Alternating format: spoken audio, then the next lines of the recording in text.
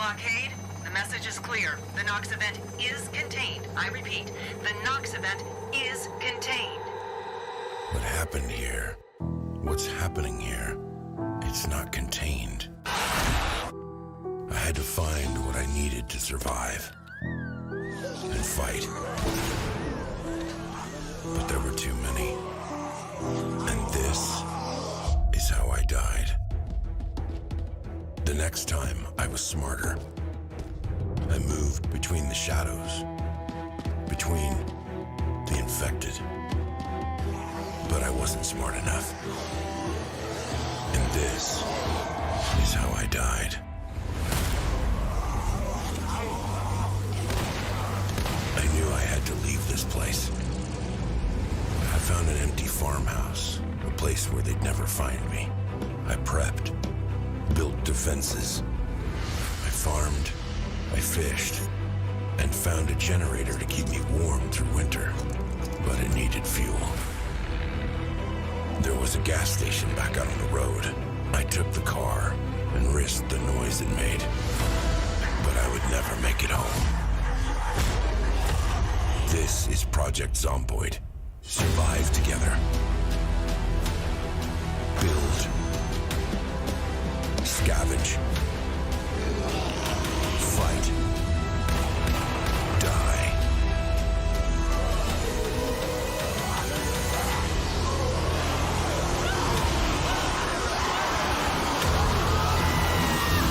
Project Zomboid, the ultimate zombie survival RPG.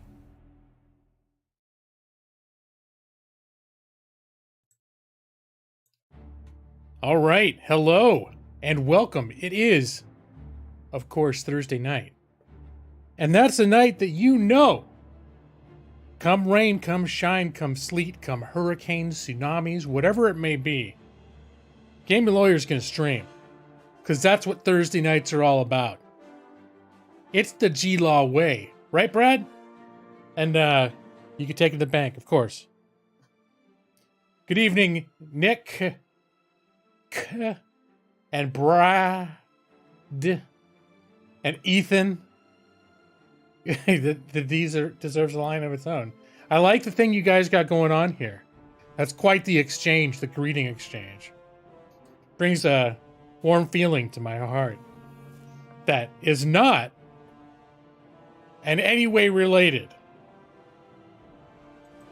to these hot sauces that I got today. Well, I got them yesterday. But I have to wait to see if anyone wants to see me try the hottest hot sauce. Because it was suggested to me that I only have one viewer, Gun Kid, who ever gave a crap about me eating hot sauce. But here we are. Here I am with the season 17 lineup of Hot Ones hot sauces. And I've tried all of them except for the bomb, the one that makes everybody cry. So, and nay, I got some pucker butt too. It's extra mean green. And, well, I can move this picture. I've tried all, 3 of them I already had. Let me get this picture so I can move it. 3 of them I already had. I already had the classic, though, on the top left, Los Calientes on the top right, and then the Last Dab Apollo, of course. And Brad made me promise I would never call enjoying the Last Dab dabbing. I had a no dabbing imposed, a no dabbing restriction imposed upon me by Brad. So we won't call it that if I do that. But I tried all these other ones yesterday when I got it, except for the bomb. The bomb I haven't even opened up yet. The bomb is the one that makes everybody cry. So I'm a little afraid of it. Although this is the bomb evolution, and it's supposedly they made a point to try to make it not taste terrible. So I don't know what that implies, if they made it weaker or not. But you know, there is that, and there's there is a chance I might be sampling it on stream tonight if anyone cares. And if they don't, then maybe I'll do it anyway. Because this is my stream. And one of the reasons why I can consistently draw in crowds of 5, 7 people every week is because I've got a good eye for content, such as eating hot sauce outside the context of a dedicated show whose concept seems to have caught on. But let's see, let's go back. Oh, here, this is where we are. Called the Yabba Dabba Don't Order. You could collaborate to decide what it's called. All I know is I was specifically asked by Brad not to call it dabbing. I'm not gonna do some dabbing, because that is an irritating way to say it. So I won't do that anymore. I'm referring to it only from a scholarly sense, like we're having a discussion of terms, you know? You want me to do it if it makes me happy? Well, the fact of the matter is, this very well may not make me happy. But I've been so curious. After I try it too, I'm going to have to find out. I'm going to have to look at reviews from people who've tried the original and this one and see how it stacks up. But I'm pretty sure this is still, so far this season, people are still getting like completely wrecked when they get to this one. So I think it's still hot. Get that look of betrayal comes over their faces when they bite into the wing with the bomb on it. How you doing, Madros? So, in case you weren't able to tell, I put up a poll. Wait, hold on. I'm going to clear my throat. Going to mute the entire stream and turn up the mic as I clear my throat loudly into it. Classic G-Law. So I put up a poll because, as you all know, I've been playing Project Zomboid. It was 6 weeks in a row. It hasn't been since Skyrim that I've got. Well, I think I went that far with Kingdom Come Deliverance, but this is going on 7 weeks of Project Zomboid, a level of focus for which I haven't been known in like 3-4 years. 3 years. I think 2018 it was 2017 is when I did all the Skyrim stuff. It's dead, Stellaris zombie baseball by daylight out here. Well, that was hard to say, Matus. Well, here's the thing: is I actually used. It's the first time I put a poll on YouTube. They have YouTube posts. You put a poll on there, and I thought because the polls have like a share button, that meant like I could grab a link and then post the poll, like a link to it or something. It didn't. So then I just announced in Twitter and Discord that there was a poll. And Brad pointed out that I linked to my community page. It'll be the top post there. But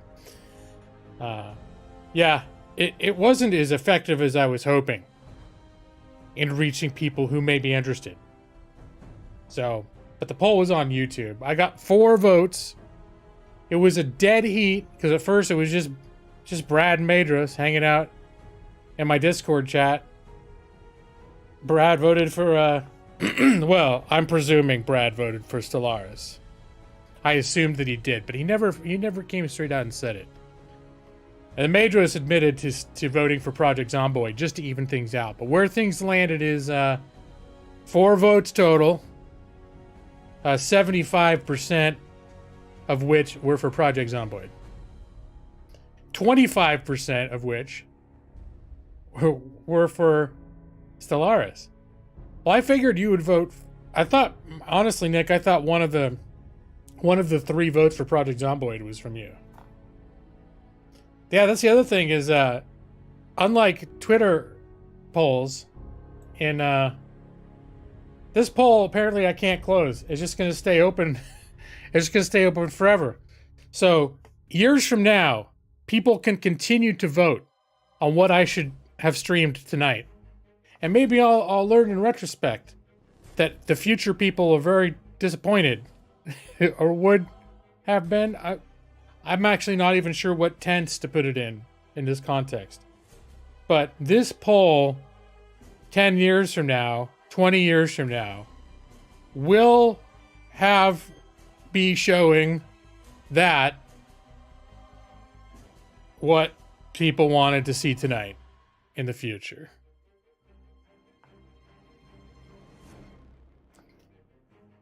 Yeah, I do see that now we're up to 80% Project Zomboid and 20% Stellaris.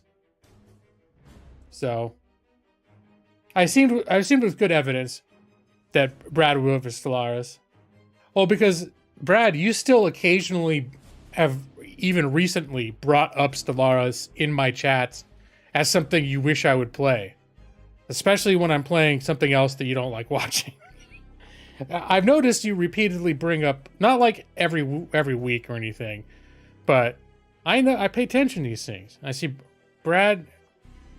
It's a repeat suggestion. It's not quite as much as baseball, but you've recommended it a few times, suggested I should do it. Ethan, you voted Zomboid. I've been still enjoying Zomboid, but I just felt like branching out this week.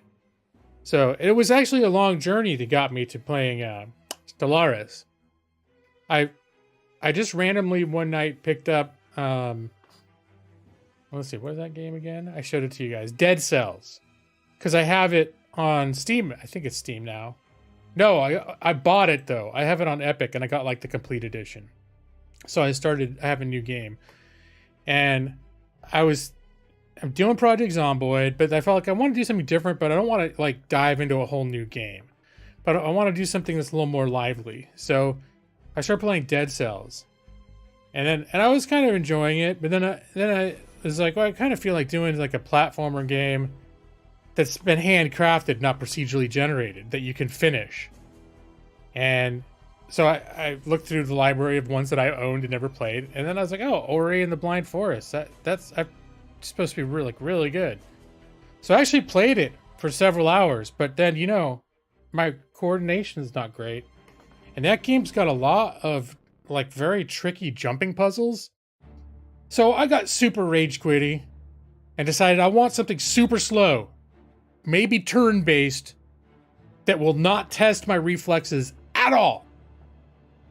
So, so I got into there's a game called, I started thinking about like civilization type games, and there's a game called Distant Worlds Universe that I've had for a few years now, and I've been super intrigued by it because it's supposed to be one of the most advanced 4X space games ever made, but it's super indie and super rough. But it does some really cool things. The graphics are like completely shit too. Well, there were. I mean, it doesn't look like it's from ASCII or anything, but it's still like pretty terrible. And so I started playing it, and then it was too complicated, and I got pissed off.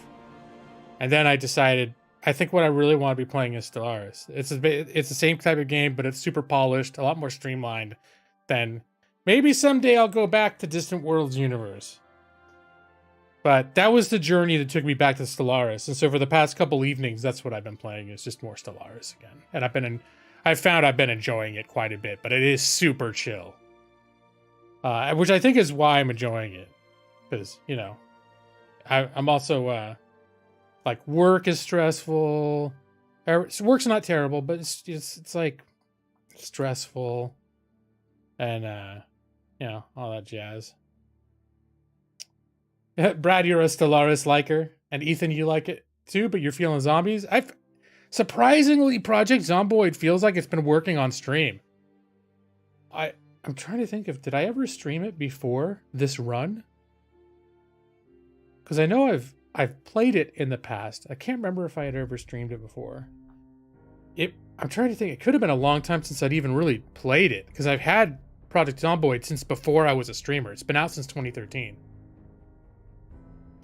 And I think for some reason I thought it would not be a game that would work well for me on stream, because you have to concentrate on what you're doing and plan and all that stuff. And the fact of the matter is you do, but the game is forgiving enough for me to become absent-minded and lose track of time a little bit in streams. And then also I do end up getting kind of focused into it, but that's, I don't know, that's okay too. Sometimes a gaming lawyer actually focuses on the game for a little while. I think most of you guys are cool when that happens. Some people maybe wouldn't be, but people of that disposition have not so far been involved in my, I was gonna say henceforth, but that's wrong. That's in the future. We're talking about the past.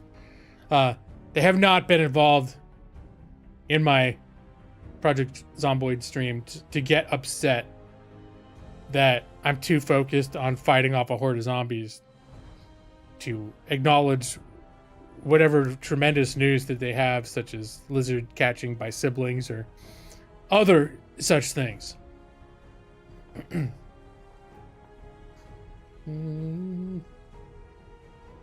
Baseball, American Trucks, Stellaris, and Skyrim are A tier. Wait, Stellaris is, you'd consider an A tier game? But I'm glad you consider Zomboid a B plus tier. Brad, what now? Are these tiers as in like the tier list that people do, where there's an actual S tier? Is there an S tier of games that I've just never played? I've never streamed any of them, but there's an S tier of game streaming that you'd want to see. That'd be like Binding of Isaac or something like that. Oh, when you say A tier, are you looking at that as the top tier for the purposes of this particular scale? Oh, you got tired of Nick. You got tired of dying, so you made a character that was immune to the zombie plague. That changes things. Definitely does.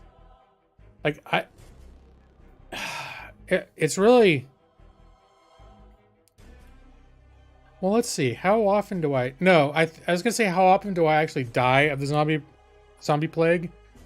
And the answer is not often. But the reason is because every time I conclude that I have it, I just make my guy go get killed by zombies or drink bleach or do something else. It's like, okay, this is done. This is done. And instead of draw it out and make more time go by, especially if I'm thinking about playing a new character in the same world, it's better not to wait the 2 to 3 days it takes for that thing to kill you. Just find some way to die. Minesweeper's S tier. Okay, so it's good to know that how the scale, how high it goes, what's up there, what can I aspire to someday. Did we discover during a stream that Windows no longer ships with Minesweeper? I want to say we looked into it and it doesn't, but like you can get it from the Microsoft store, but it looked all like microtransaction-y and shit. I don't know. I remember looking at it and thinking, this doesn't look like the free thing that I'm used to. It looks like they're gonna put like ads or do something obnoxious in it that's gonna, and then ask me for money and make me angry. Oh, you died to laceration. Yeah, no, it could be pretty brutal. Yeah, I just haven't been, when I have been playing, I've been just quiet. Because Nick, we played for a couple hours one night, the multiplayer. And actually that was pretty cool. But a lot of my gaming time, I like playing quiet, not talk to anyone. Just be an introvert, be a hermity loner man. My quiet time, it's my gaming time. That's why I don't do a lot of multiplayer games. The only games that come bundled with Windows are things like things that Microsoft paid to include, like Candy Crush. Okay. Are there?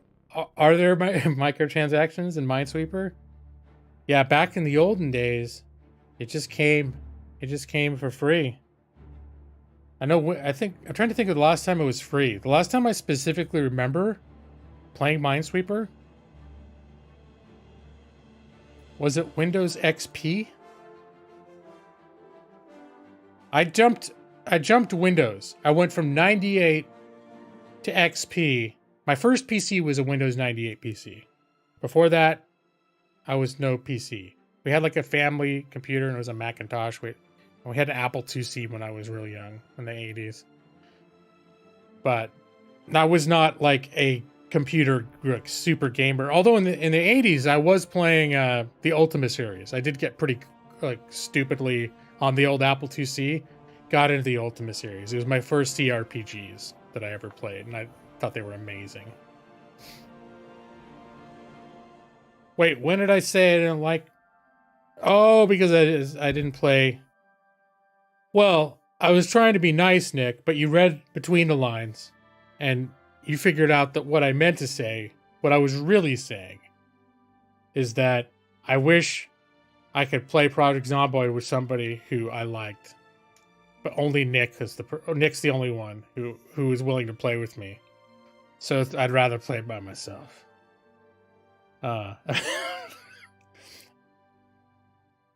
Sorry, Nick. I didn't want you to get that. I didn't want you to get that message. I was trying to keep it, neutral. Didn't want to call you out on that either. Yeah, Windows 8. Okay. So I had Windows 98. Then the next PC I got had Windows XP. And then the next PC I got had Windows 7. And I was very resistant to upgrading. But actually it was the PC that I had, that I built, that I was when I was first streaming. And that one, I started with Windows 7, and then they gave you a free upgrade to Windows 10, which I took. And I've been actually perfectly happy with Windows 10. I think 11's is 11 out or coming? I got a pop-up or something telling me like Windows 11 is coming. So I don't even know. I guess it was bound to happen eventually.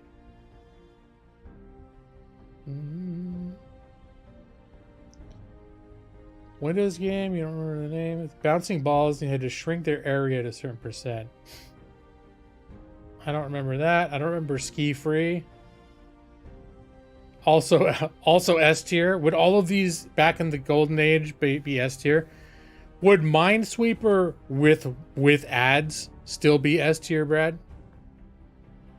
So,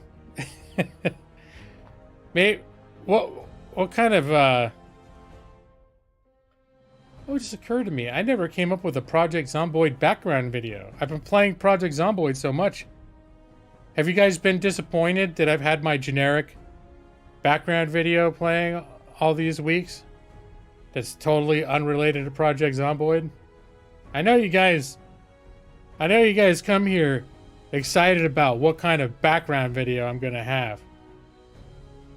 Let me see. Here. Nope, that's the wrong one. Why do I even have that on there? I got this. This tells people I'm going home for the night. So that's not good.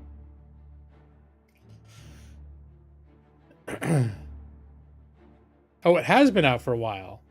Then I'm wondering why I suddenly got a notification the other day that Windows 11 is coming. I don't know. I've literally paid zero attention to the release of Windows 11. You have to reformat your hard drive for a security feature that's required to upgrade, so you're sticking with 10. Huh. Reformat your hard drive for reals?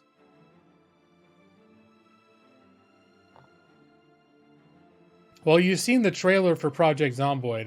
It's not very cinematic. Let me see.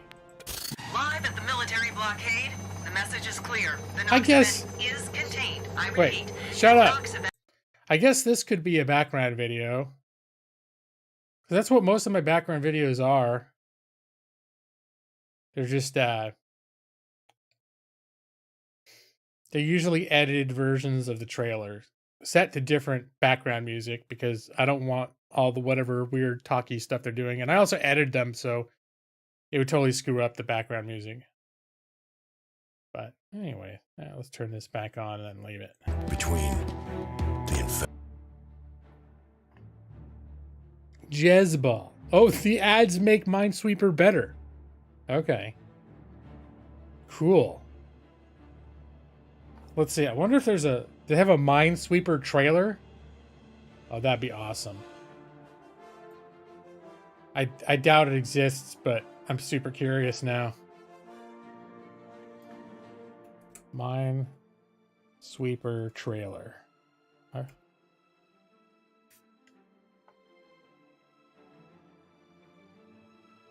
Oh my gosh, there is a trailer for Minesweeper.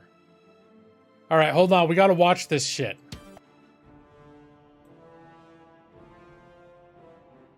We have to go back. This one's playing. This is paying double duty here. Here, stop. There. That's what's happening now. All right, ladies and gentlemen, I present to you the Minesweeper trailer. Here, get my mug out of here. You guys need to see this. Here we go. Coming soon to a G-Law Thursday night stream.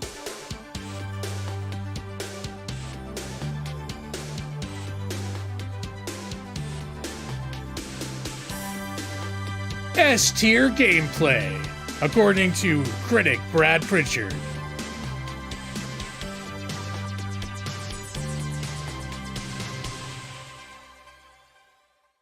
Well, I don't know about you, but that left me hyped. All right, let's do that, and we'll come back here. Okay, I can turn that off. Now, all of a sudden, there's a video of someone playing Minesweeper and breathing very heavily into his microphone. Hype as hell.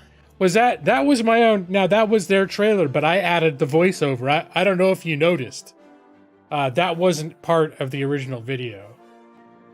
So, that would have been a sign, though, if I opened the trailer and it said right there in the Microsoft trailer, coming to a G-Law stream, coming to G-Law Thursday night stream. S-tier. Is there a solitaire trailer? All right, let's see. Is that also S tier, Brad?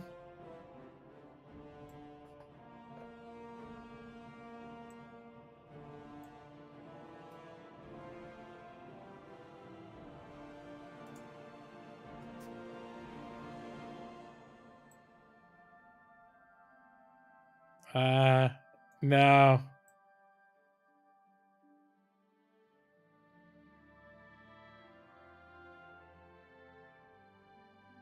All right, hold on.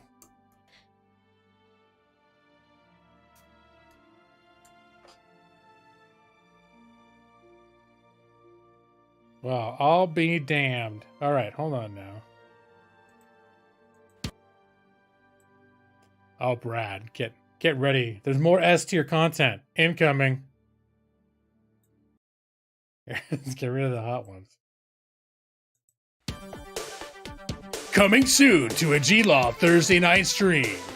Microsoft Solitaire Collection. More S-tier content every Thursday night with the Gaming Lawyer. Buckle your seatbelts and tighten those pants. Things are about to get steamy. All right, I ran out of stuff to say. Hype!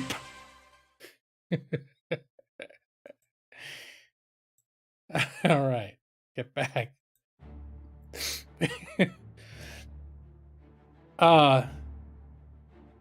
Oh my gosh. Why? Wait. If I ever do another American Truck Simulator stream, you're going to need to update the truck design? Why, though? Well, just the thing is over the years that followed when I did play American Truck Simulator, the trick was never upgrading my truck. But I had a good truck already, so it works out, you know? I make sure that the first truck I buy is always the one that your paint job fits.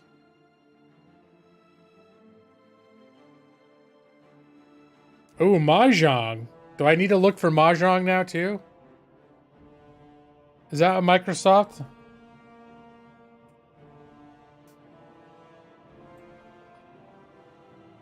I can't believe they got trailers for all these.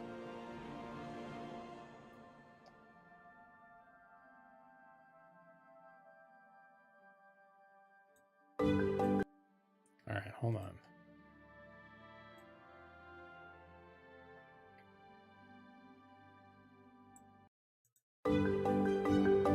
Coming to a G-Law Thursday night stream soon. Microsoft Mahjong. Things are about to get more S tier than you can handle.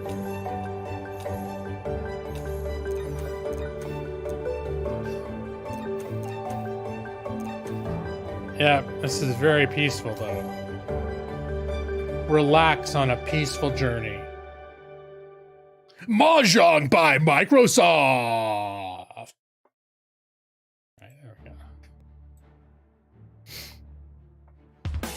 Oh, stop it! Let's see.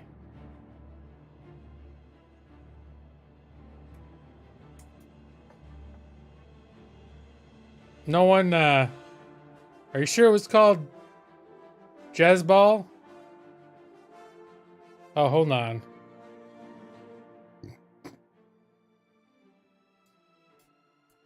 Maybe it's not Microsoft.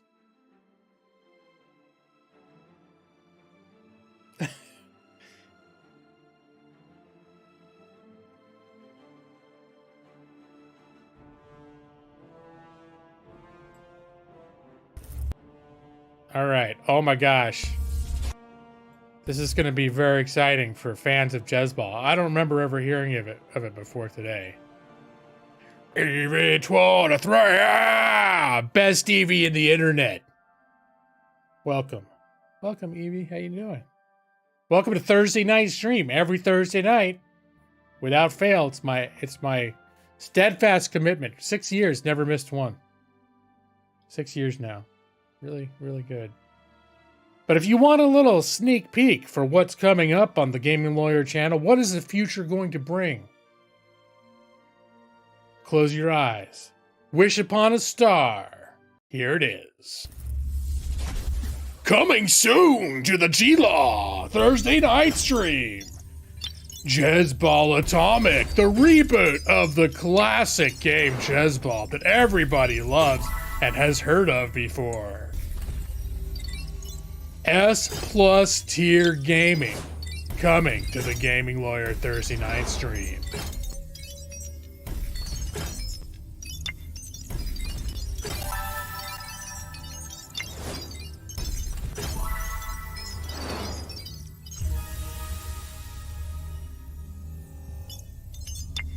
There's some next level stuff right here, Nick.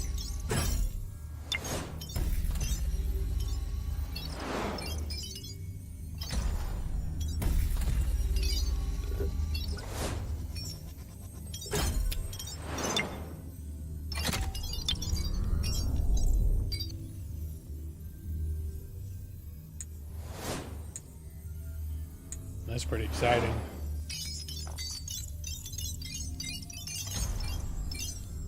All right, that's enough. All right, that's enough. Here, let's put this one back up.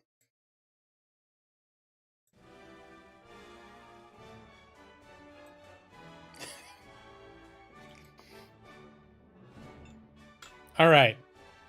Now I've finally decided the suspense, I can't take it anymore. And I do have some chicken nuggets right here that are only about an hour old, so they're not old as shit, but I'm going to try. This is the plan. I'm going to try the bomb for the first time right now on stream. And then I don't know what's going to happen, but if it's wild enough, I might clip it later. Because some people did. I did get one request today from people that found out that I got this, that they thought when I tried the bomb for the first time, I needed to do it live. Now the downside is, oh, and I'm opening this right now. The downside is, if this thing is as powerful as some people say it is, this might shut me down for a few minutes. We might need to have a break time. While I go double over in agony in another room and whimper quietly to myself. Well, let me see. Do I have the little description here? So this is the bomb. Famously, it's the hot sauce that causes all the guests on Hot Ones to finally look at the host and say, are we actually still doing this interview right now? So it's the bomb evolution. Hey, let's see.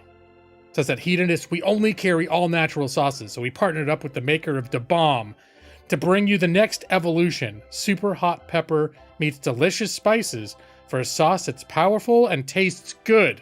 Trust us, your tongue will thank you. Now, see, historically, they said the bomb is hot and tastes awful. But let's see, it's the first time cracking it open. You just saw me get rid of the seal. I don't know how I like that.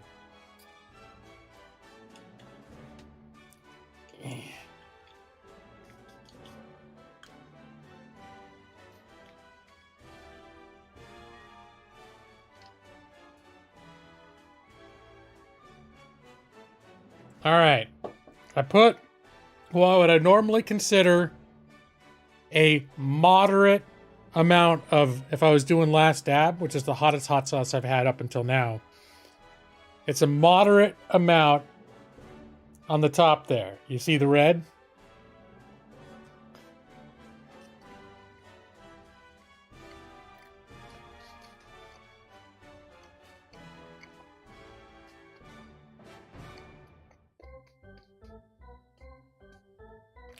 So far, so good.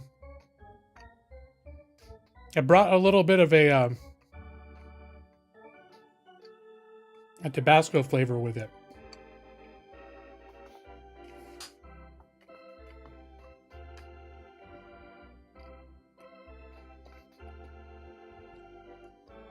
I don't want to disparage this sauce, but so far, it's not that bad.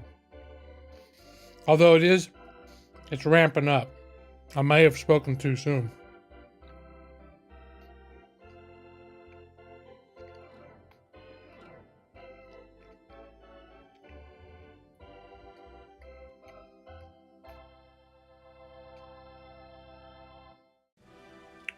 No, that really wasn't an issue.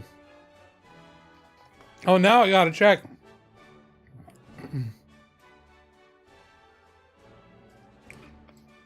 I was expecting literally to have some problems with it, and it wasn't that bad. Did I not get a good... Well, that was...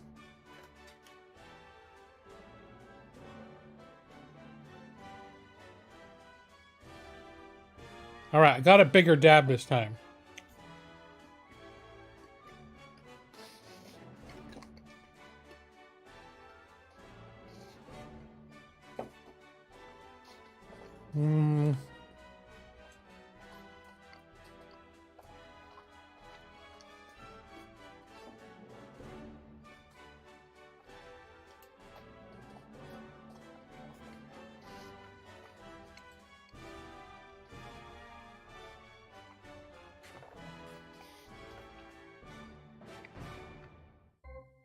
Yeah, I chew for a while.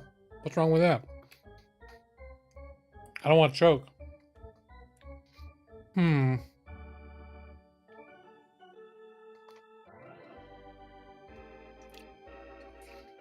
All right. So just at a glance, I just looked it up, and at a glance, it's confirmed that this is milder than the original The Bomb. So, oh well. Here, have a little more. Now I'm just eating the nugs. This is Queen Majesty Cocoa Ghost Hot Sauce. Let's see, what do they say about this one? Queen Majesty has done herself with this deeply warm and flavorful sauce. The cocoa chimes in first with a baseline tempo before ginger zips in a melody, and heat sneaks in like a ghost. All right. Oh no, I'm not doing... There's no glug straight from the bottle. Brad, you got influence over the stream, but you don't have that much influence. This is not very hot, though. I've had this already. It just tastes good.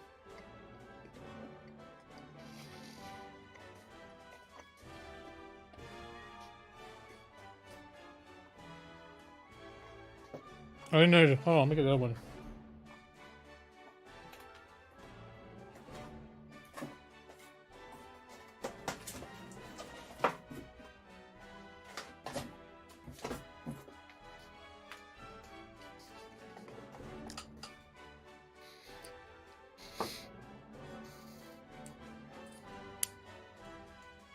There's the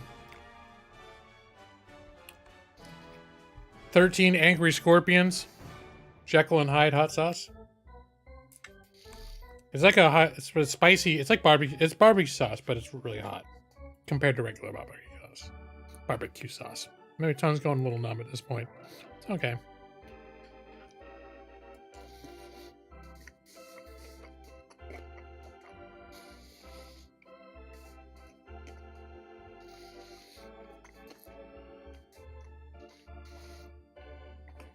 So that's 13 Angry Scorpions. Pretty good.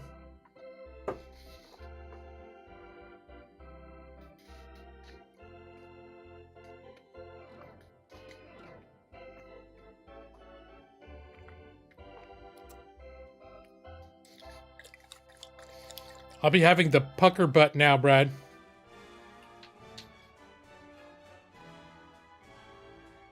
Oh, spilled a little bit much on there.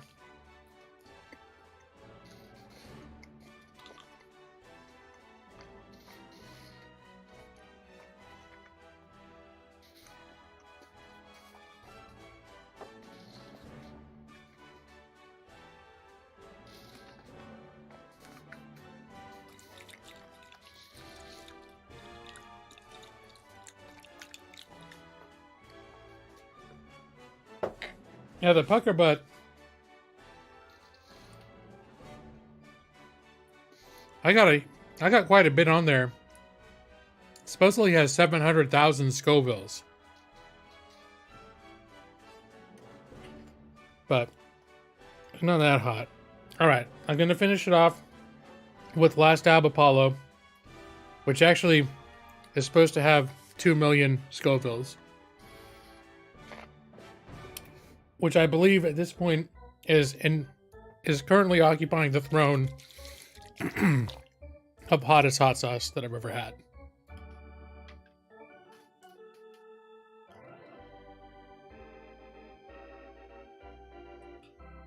This is the one that gives me hiccups.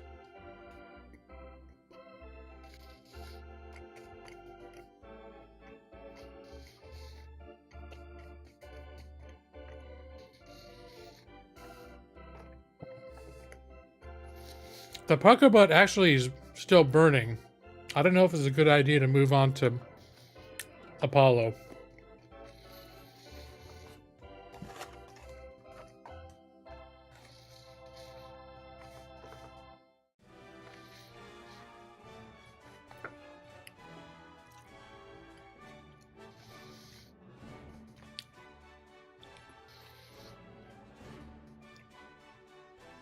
Yeah, it has some meat.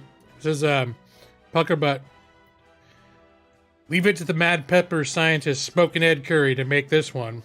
This combo of ghastly green pepper X and the Apollo pepper is surprisingly tasty on first try, but its quick building burn will bully the toughest of taste testers.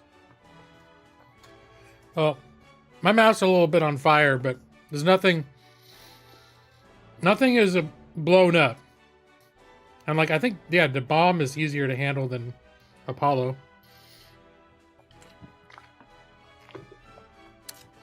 Someday I'm going to get the original Da Bomb just to see. It supposedly tastes awful. That's why I didn't want to get it. I didn't want to spend $15 for a bottle of hot sauce that I'd probably only ever try once and then never want to touch again. Pucker butt. What, Brad? Brad doesn't want me to say pucker butt anymore. All right, yeah, my mouth is moderately on fire right now.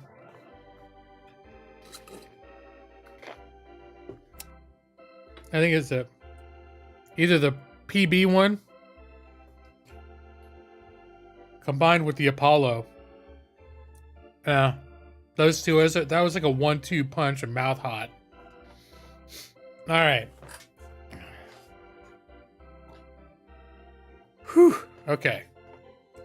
But still enjoyable. It hasn't passed that burn. It hasn't passed a level of burn where I'm regretting any decisions at this point. I may be regretting some of these decisions at about 2:30 in the morning when it wakes me up to enjoy the second round of Spice. 45 seconds of gameplay. Oh wait, I need to change my gamepad over to Project Zomboid.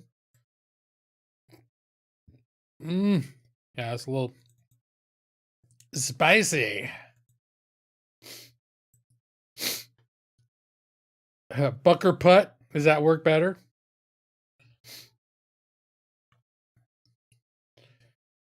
Now I think the bomb is see, the reason they would make a whole bunch of different sizes of Tabasco is because people like Tabasco. And they want regular size and travel size and all sorts of different sizes. The bomb is like more, nobody wants that shit, so they're just like, here, we just make one size of the bomb. You either buy it or you don't. Have a nice day.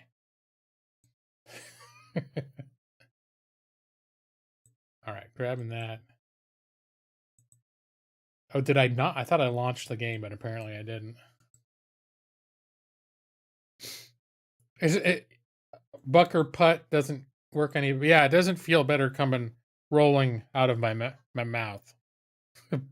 Bucker.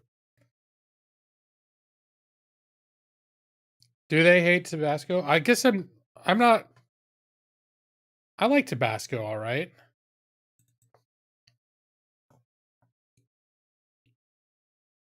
It's not something that I always have on hand, but I've enjoyed my share of Tabasco over the years. I mean, I could definitely say, based on all the hot sauces that I've tried the past year, that there's a long and varied journey of different hot sauces out there. More than I thought. Like, especially this box that I got. Like, I didn't try this one on the Nug, but I tasted it the other day. One of them, like, some have an apricot. One of them is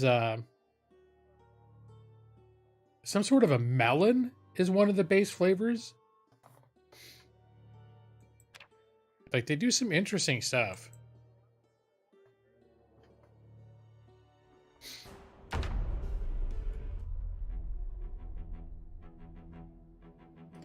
All right, so for those who remember last week, we decided we were going to go to take the car to the factory next to the auto shop and explore the factory a little bit. And in fact, I did explore the factory. Well, I'm going to pause and then pull up the map.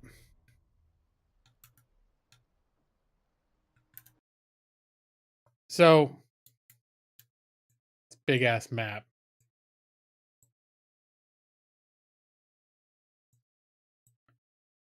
So if you recall, my home, the one Brad with the farm, is right here. And this is where I came downtown and tried the practice with the shotgun until I ran out of shells.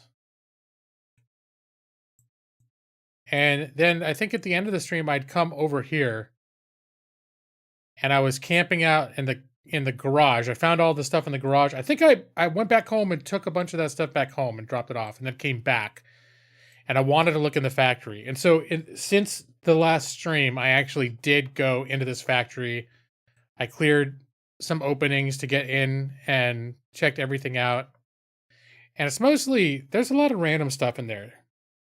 It's mostly tools that I already had and things like that. But it's worth checking out. And then I was looking through, this is like a storage unit area. And there were a lot of zombies over here. So I was going to come down here and I checked this out. And then I was going to sneak up there. But I was going in here and there was an alarm went off. And there are a lot of zombies in this area. So apparently they have like house alarms on some of these things. I don't know. An alarm went off, so I just booked it. I got the hell out of there.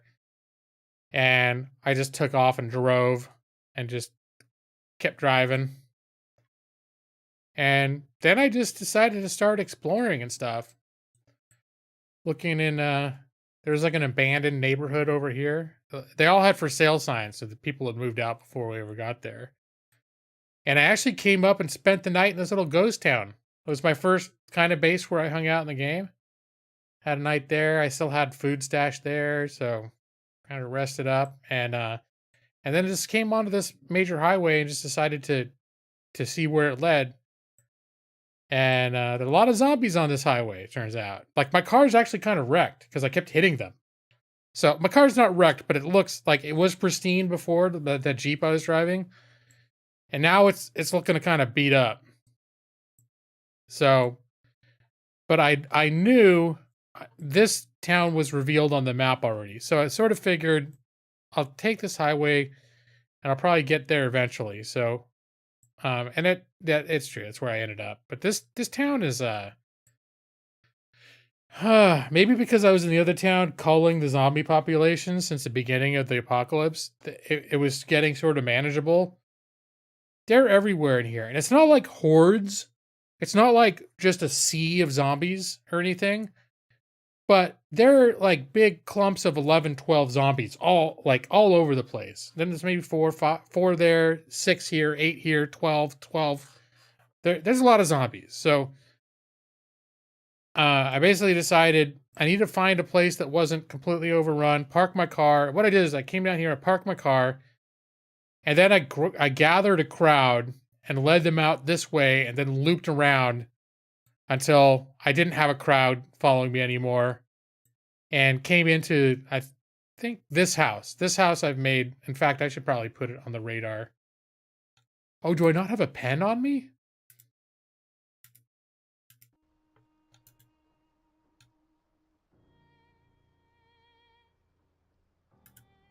Hold on now.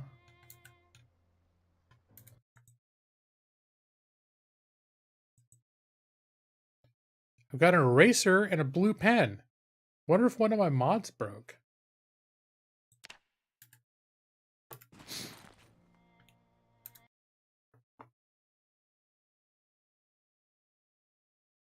See, when you started your latest game, the first and third house you opened had alarms. And you spent most of the first day running. Yeah. An alarm is just sort of, especially if you're in a town that's still pretty much well populated with zombies, setting an alarm off sort of just shuts down whatever part of town you're in. You just have to come back later because you're not going to get anything done there for a little while. Just wait out there. Don't be afraid. Corral them like Nurse would. I've done a bit of that. That's how I ended up getting here. It's just every time you're getting... The idea of corralling them is that you get them all together and then you lead them someplace where you can ditch the whole group, right?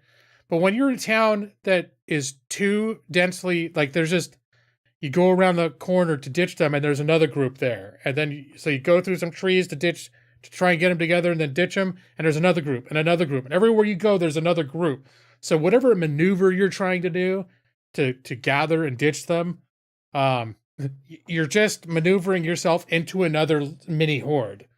So it's tricky. All right. I just realized I need to use the little boys' room. And then, of course, wash my hands vigorously, as always. So I'm going to take a little break. And then we're going to really, really get into this shit.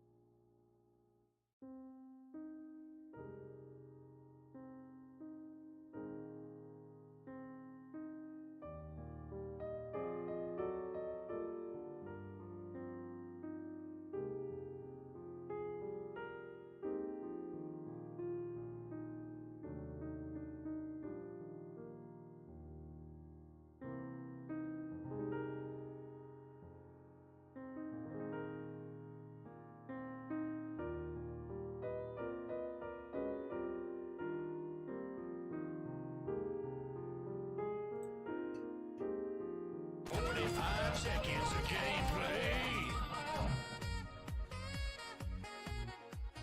gameplay. You came for the map. You stayed for the break screen. That's right.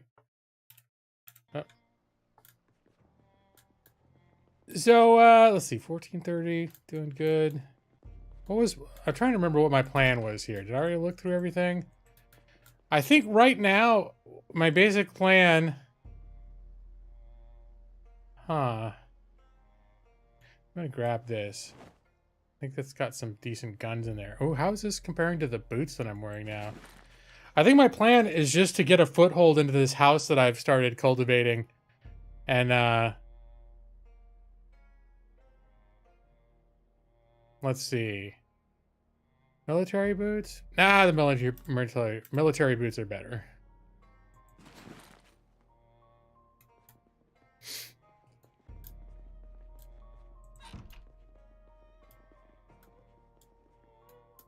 Let's see.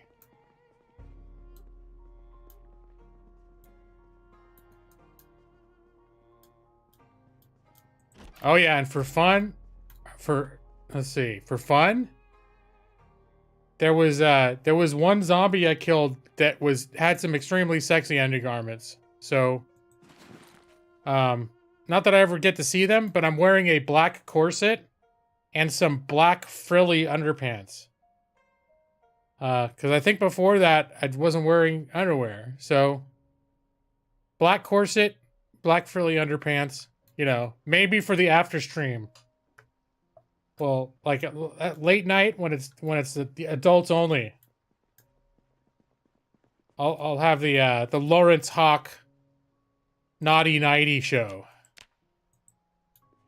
It's just for fun.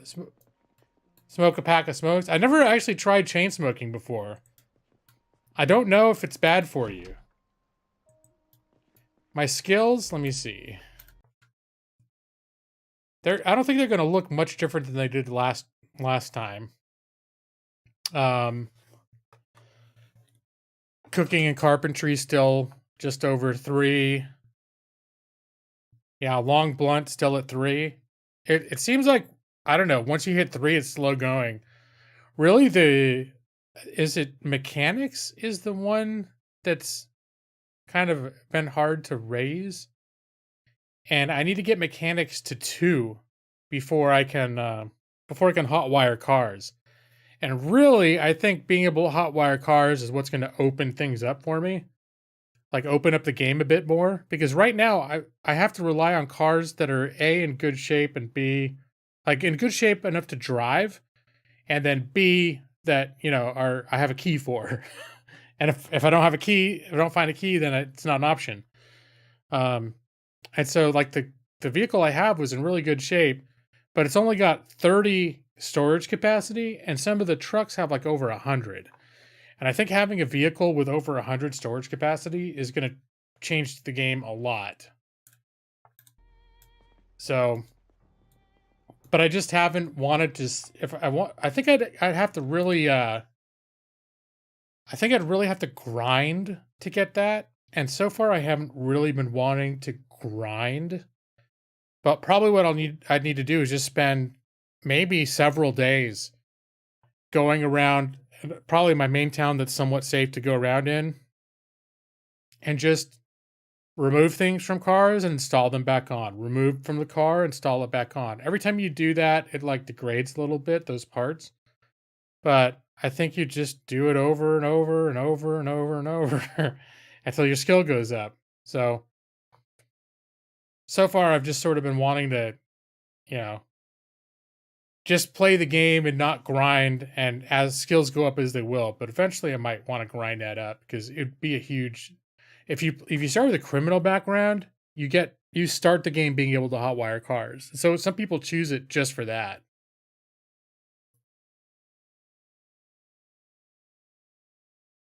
My Twitch thought is showing? What?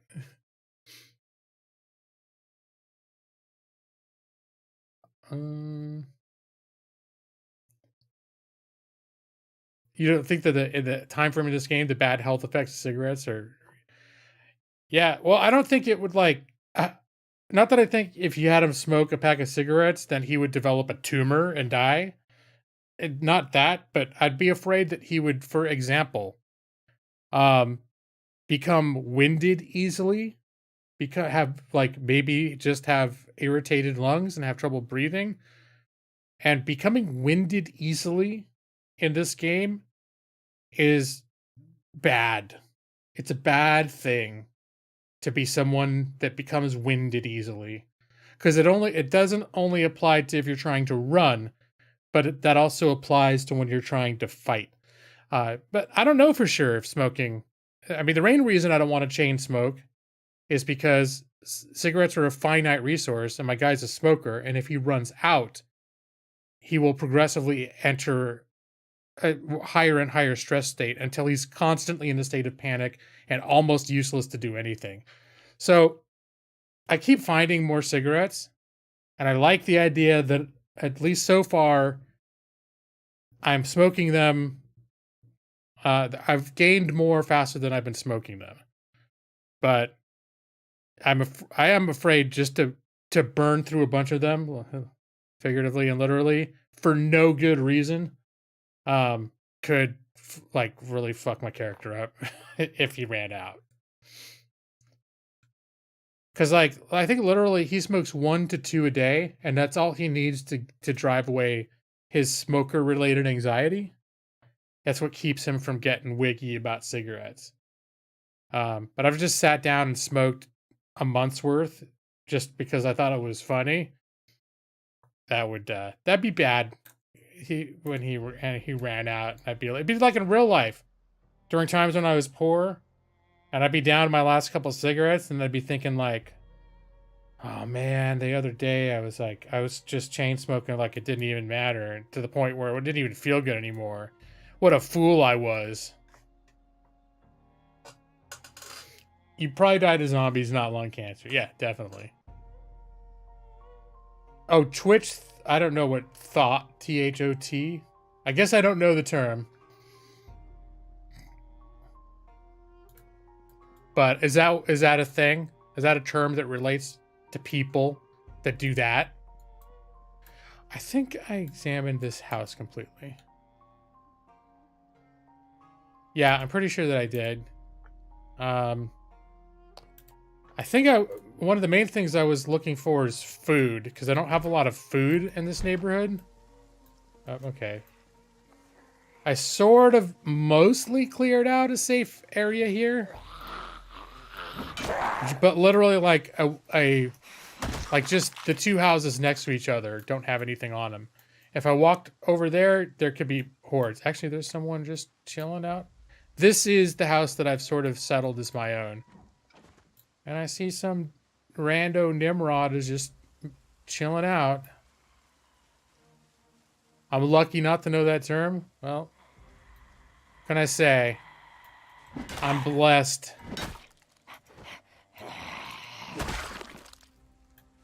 All right. Anyone else? Any other surprises? Oh yeah, and I actually brought some I brought some water outside over there. Let's check the house directly behind. It's laying for that hottie over there. Oh, THOT. Okay. Generally used for attractive people that use their attractiveness for clout. Well, that's something you don't need to worry about from me. I'm very modest about my attractiveness. I made a promise myself long ago when I started my channel that I would never... Let me grab this. Oh, hold on.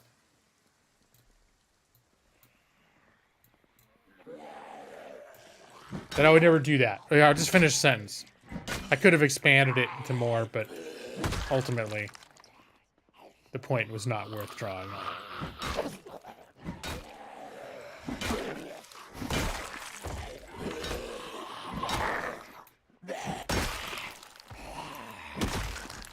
Well, there was quite the little horde here. Okay. Someone... Is he banging on this door? No.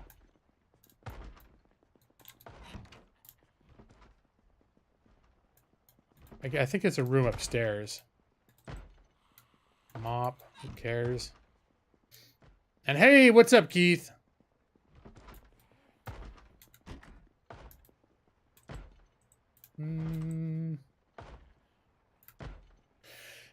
Yep. Haven't had to use bandages in a while. All right, let's check out the food situation here. Can of oats. Cereal is always good.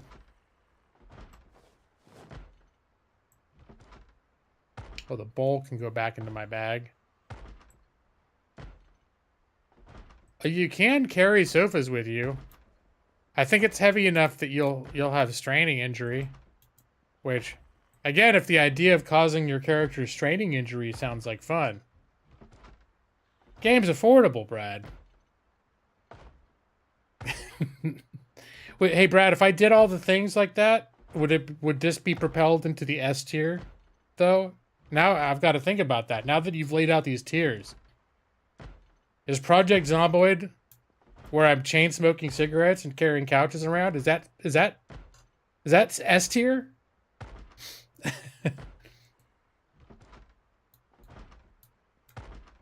All right, these are good. No, I don't imagine it's pizza. I don't imagine that for 1 second. Oh, you know what I never got from last week? My orange soda. Remember how I said I got a huge craving for it? We actually went to 7-Eleven. Was it over the weekend? Specifically to get orange soda, and they were out. It's a big disappointment. I got lemon lime Gatorade instead. I'm lacking a bold, adventurous nature, and if I had that, this would be an S tier game in Brad Pritchard's scale of games. Yeah, I'm gonna drink this.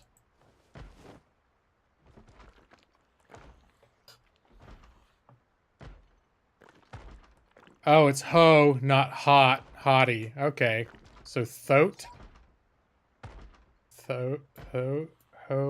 Okay, I don't know. I might have lost the thread there. Here, we'll unlock this door. I don't know if I'm looking for everything in these houses right now. Although I suppose any one of these houses could have... What I'm looking for is like a wood axe or a fire axe. Maybe a few.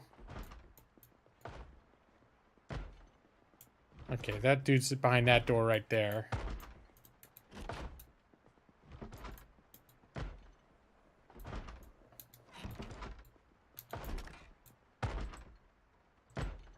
I don't know why I keep checking bathrooms for everything. I've sort of stopped collecting bathroom goods. It could be at least A tier, but I won't burn down a single... Well, Brad, I thought you already said that this was A tier. I was... So wait, what? Are you updating? Hold on. Are you updating your appraisal and demoting it? Oh, you said... Wait, no. You said this is B+, didn't you? Okay, never mind. I forgot your tier. Forgive me. You said this was a strong B+. What all we got here? Already read. Unread.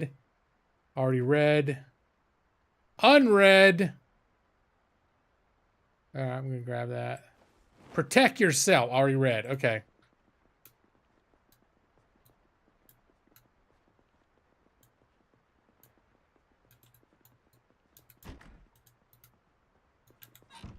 Anything in here?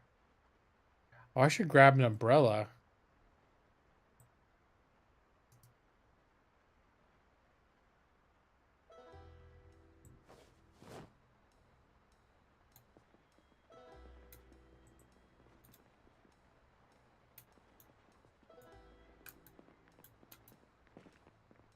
Was that the pizza guy up in the bedroom? Breaking that door down? What the hell was he even doing up there, you know? Alright, any of these guys have anything good? Ooh, a house key. I don't know why, but it doesn't weigh anything, so I'll put it in my little collection. Ooh, cigarettes. Okay, always worth grabbing.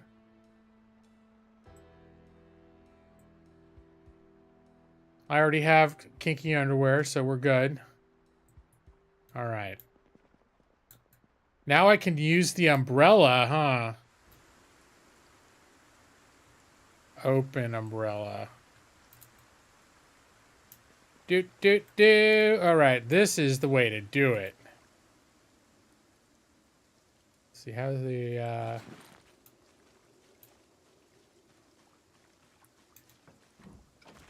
though it occurs to me, I think, let me check in this house, because I thought there were, maybe I remember there being a whole bunch of pots in here that I could be using to collect water right now. And it just didn't occur to me to do it. Watch, now that I thought about it, it's going to stop raining. Let's see, closing umbrella. We'll put the umbrella in the bag.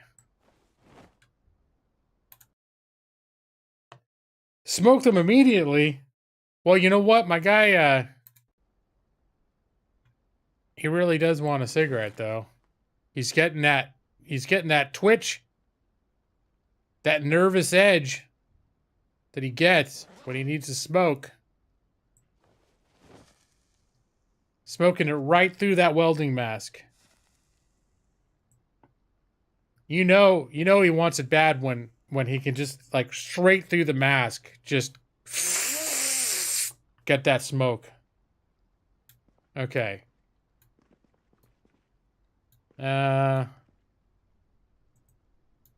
see, what was, food? I'll do my little...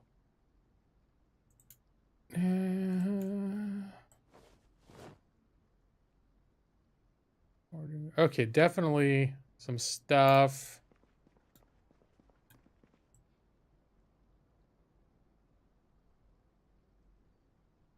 Like the gun case, don't really need to carry around with me.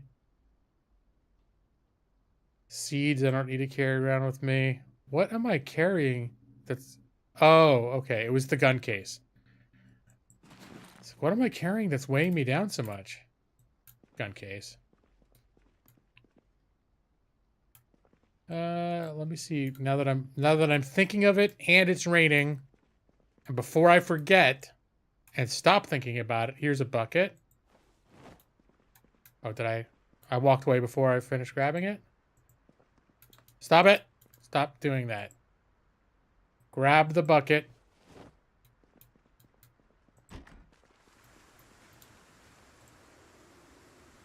Place the bucket.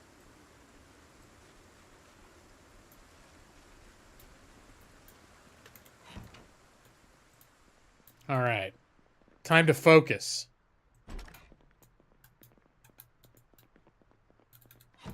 I was actually clicking on the one of those dog houses a couple minutes ago. I don't know if I thought I could climb into it, but I thought maybe I could do something with it. I bet I could take it apart for planks. There's a leash too. I could lay in the doghouse and then use the leash to take myself on a walk.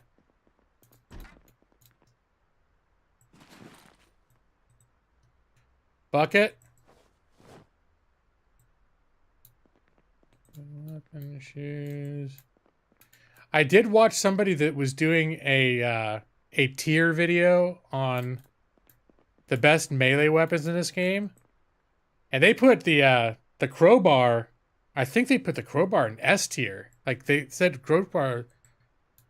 People that know what they're talking about think crowbar is one of the best weapons in the game because it does reasonably good damage and it's durable as shit. Did I? Okay. I could have sworn, I'm going to look in the other rooms too. I could have sworn, there's a rifle in there. I could have sworn I saw more buckets in this place. Why would there be a bucket in somebody's drawers? Just the drawers next to their bed though. That wouldn't make any sense. Nope, nothing there. The machete is supposed to be pretty good. There is a katana somewhere. It's supposed to be excessively rare. So even people that play the shit out of this game say they'll do entire runs where they never see the katana. But the machete, I think they put the machete in A tier. They put it right behind the crowbar. And they said the machete is less it's less rare, so it's a good weapon to have to build up your blade skill. Your you know, swordish, whatever. Let me see, what is, oops. A long blade, that's what it is. Build up a long blade. As you can see, he's never held a long blade. He has no axe skill. He has held an axe before, but he's only used the axe to chop trees. He hasn't used it for combat.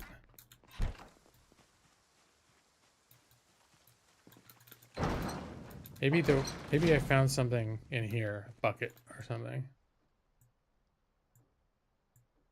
And of course, I spent all that time looking for a jack, and what's the first house that I camp out at has a garage with a jack in it. Okay.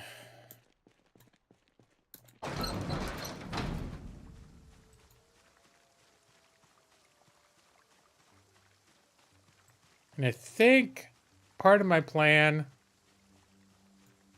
is I want to grab some planks and fortify. Like, I actually want to make this kind of like a safe house.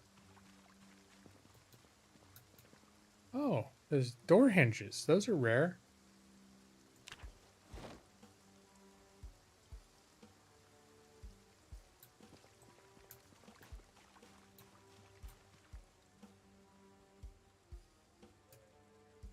Oh, do I not have a hammer on me again?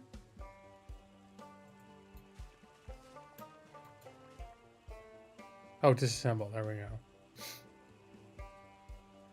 Has item on surface. And yeah, I can find other stuff. Let's see if I can disassemble this doghouse, though.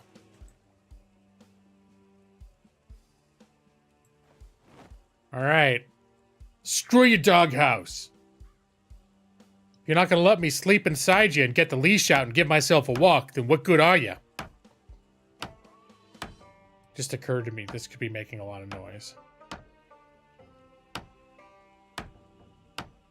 Yeah, theoretically, every door would have them, wouldn't you think, Brad? I guess that's where this game draws the line and departs from reality. They're like, we want to model everything realistically, but door hinges? Oh no, We're going to make those rare. Actually, it's doorknobs that are the most rare.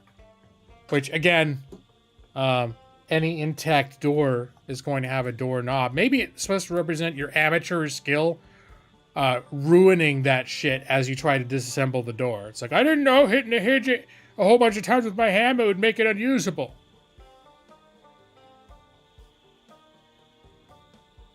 Let's see, let's take all this shit. I think that'll fill me up. Yeah, we can't... I could get another plank in there, but I would officially be loaded down at that point. Yeah, the hinges, now that I'm talking about it, I feel like the hinges are not quite so rare. What was notably rare were the doorknobs.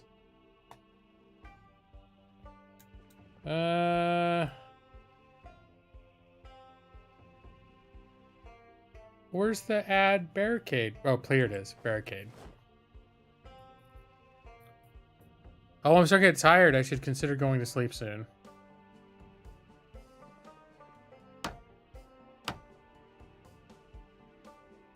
Here, for now, we'll start with like a 2 per window thing. We don't put any on the door, because if you barricade the door, you can't open it anymore.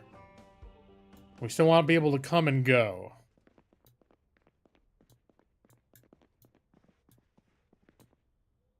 Oh, I didn't even realize I don't have even curtains on this thing.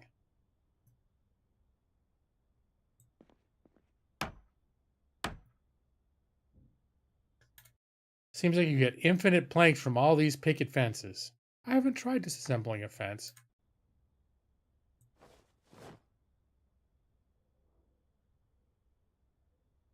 I think I'm just going to unload all my planks. Whatever I've got on me is going on this window. Oh, that was all of it. Okay.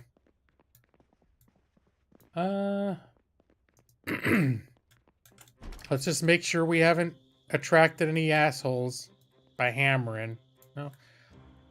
Nope, looks like they're far enough. Or there was 1, 2. Nah, he doesn't look like he saw me.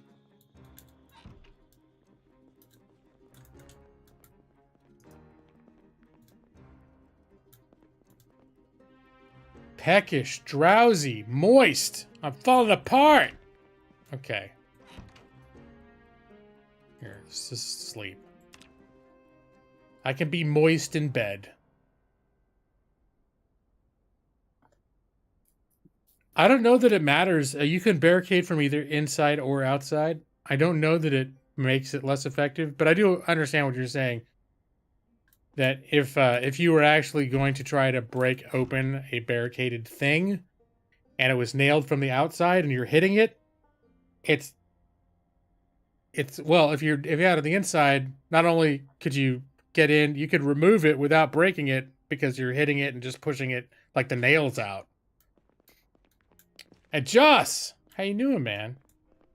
Good evening.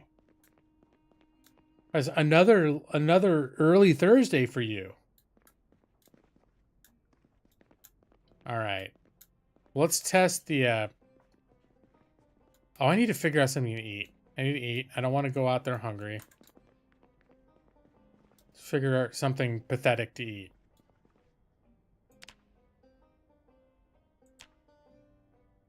I can make a bowl of cereal.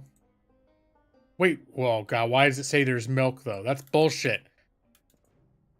It's because there's rotten milk in the fridge. It's still going to let me make a bowl of cereal. It's just not going to warn me that it's going to be the shittiest bowl of cereal I ever ate. No, thank you. A bowl of beans, I think. I think if I eat a bowl of beans without heating it up, I'm going to be depressed. But let's see what happens.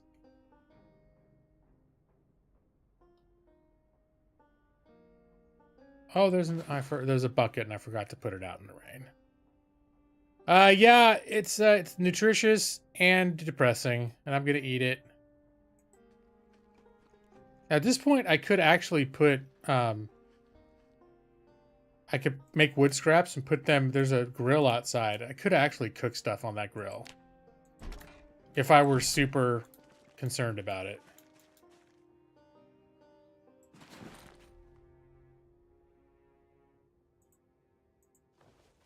Should have put that out while it was still raining. Dumb. Dumb, dumb.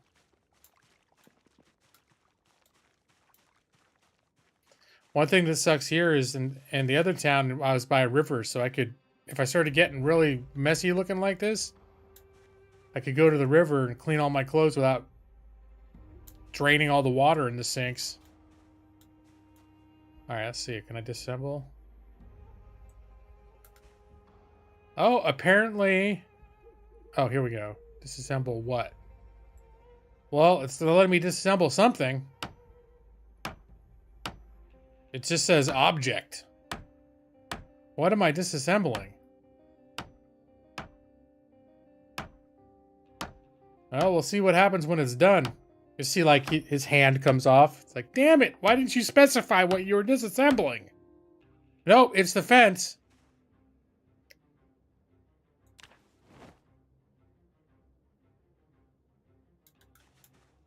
Now, it occurs to me, defense does represent a small measure of defense. Not a great one, but a small one. And that by eliminating the fences right next to the house that I'm trying to make into a stronghold, I may be subtly weakening its security. Nutritious, depressing beans. Make the doorknobs my primary weapon? But here's what we'll do. We'll disassemble some fences up here. How's that sound?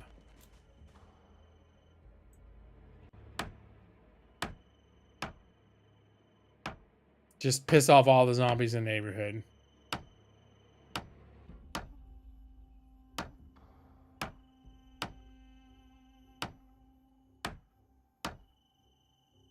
Oh, I've never made a spike trap before. Ooh, look at that.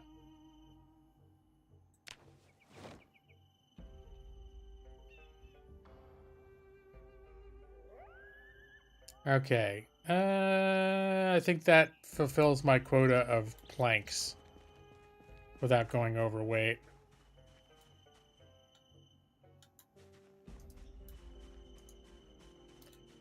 Is it furniture, miscellaneous?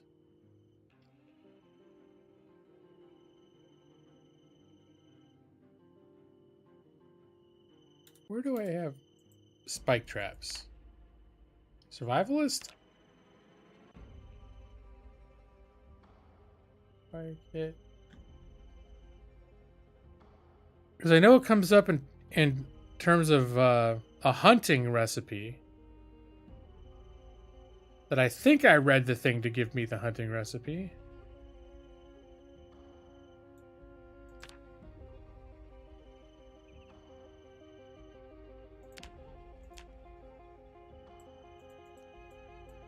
Oh, here's a bunch more. Farming, tailoring, scrapping. Was there a hunting? General. I don't remember where you make the spike traps. But I'm at the moment not concerned enough to figure it out. It could also possibly be that maybe I didn't read the thing that gave me the recipe. Actually, these couches are kind of in the way. I should disassemble those. I mean, on the flip side, having the couches and the furniture is part of what makes this house look nice. Under the carpentry, I'll look again, but this time I'll pause so that I don't waste half the day. Whoops, I guess I can't do it. There we go. Carpentry, wall, no. Door, no. Stairs, no. Wooden floor, no. Wooden crate, no. Bar, no. Furniture, no. Fence, wooden stake, sharpened pole, stick to the ground, can be attached to barbed wire. Okay, so that's more like for barbed wire fence. Lamp on pillar.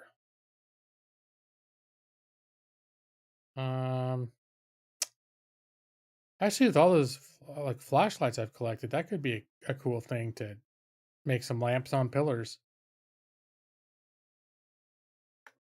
So no.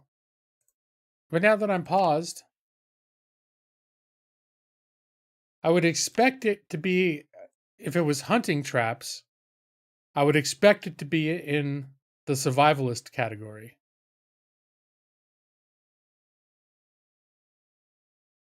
And it is not. Carpentry here, spiked plank, spiked baseball bat, no.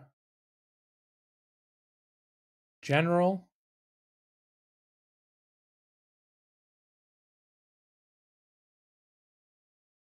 this is more about disassembling things to get other things. I guess there's craft ropes, sheet ropes, and things like that.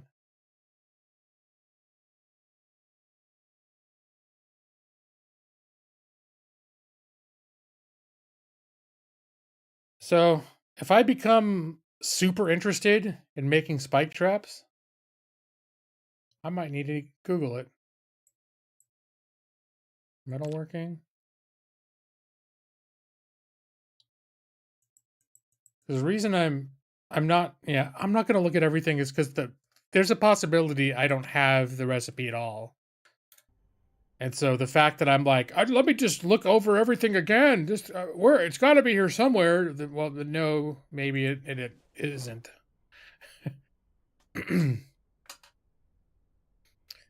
So could be the problem. I don't have it yet.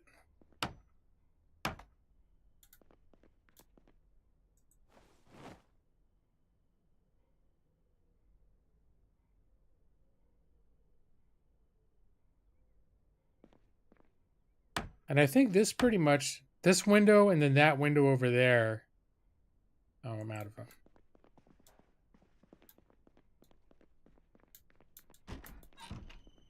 Oh, it's gotten like freakishly floggy out. You take all the L's out of that sentence. No, then it's not. It's freakishly. That's not a word either.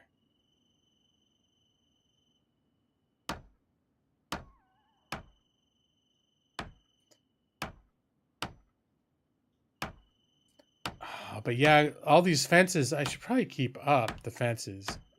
Because when you are trying to lead a horde and ditch a horde, every time you got another fence you can hop to put between you and them, it does slow them down a little bit. That's the kind of obstacle that adds enough to your lead to make getting away feasible. So I should probably stop tearing the fences down.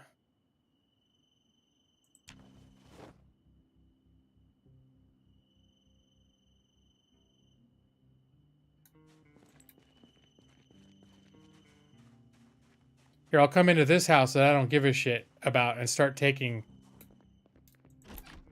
their stuff apart. Here's disassemble their door.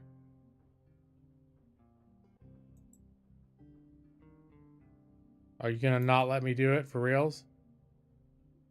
Oh, 50% chance. That must be when I've tried to do things before and nothing happens. It must be me failing that skill. That skill check.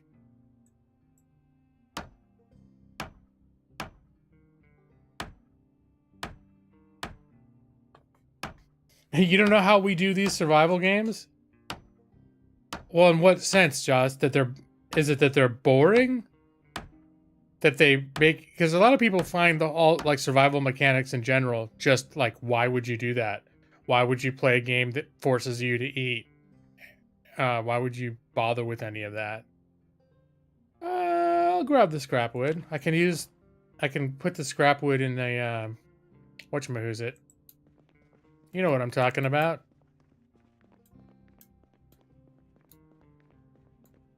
My barbecue in the backyard.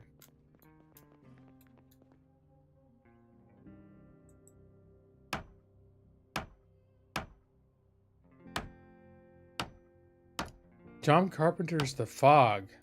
I can't remember if I've seen that. Uh-oh, getting wiggy. Time for a smoke. Time for a judicious smoke. Not a pile, not a carton.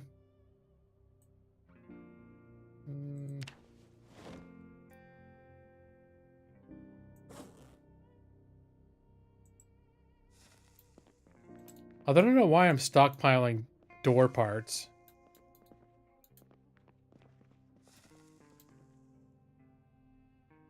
And initially it's because if you want to build your own door, you need that.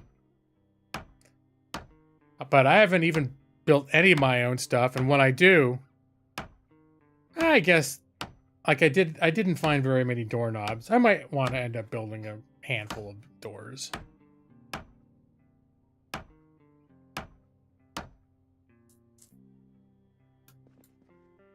Eventually you get to a point where surviving is easy and then it gets boring. Yeah, that's what people, well, the people that get really, whoops, hold on. Not going to fit that in a fanny pack. That's the problem. The people that get really into this game, you know, one of the points that they make is that that's what the difficulty sliders are for. So, if you thought it got too boring, you look at all those difficulty sliders and you figure out something that you think might be, if the only problem is it's lost its challenge, you can start a new game that's going to make that not be a problem. If you're over just the whole gameplay loop, then that's when it's time to stop. All right, let's put some planks up over here.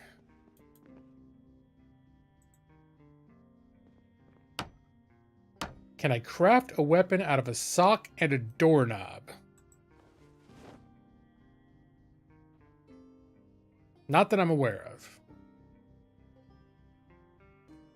Doesn't mean you can't. Doesn't mean there's not a mod for it. Or a recipe for it. I mean, in real life, you know, putting the thing in there and spinning it. Was that in Home Alone? I'm trying to think where that, I think that was in a movie, wasn't it?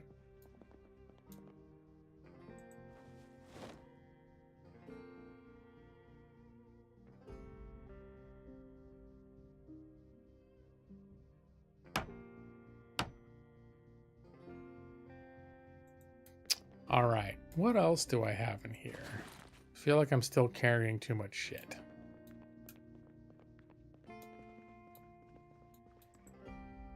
Here, this is where I'm just putting random shit right now. Weapons. Maybe extra cigarettes.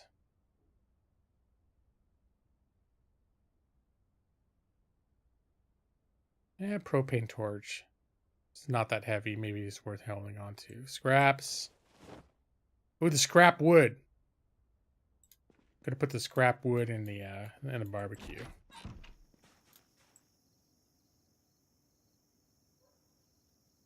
But you don't just put it in there. You add it as fuel.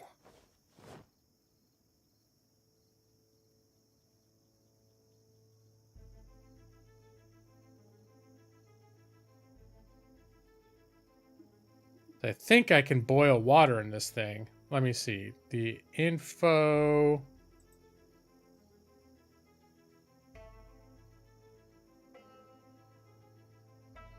I thought there was something I could look at that would give me an estimate of how long. Maybe I have to light the fire before it tells me how long the fire will last. In any event, time to go bust some more neighbor's furniture. Here, let's get rid of this table. Chair, sorry.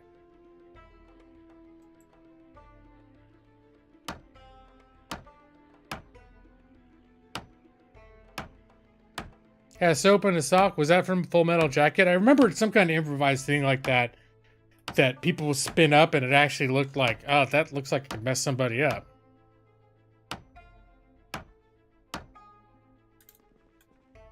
Loot all. Oh, I still have maple syrup in my bag?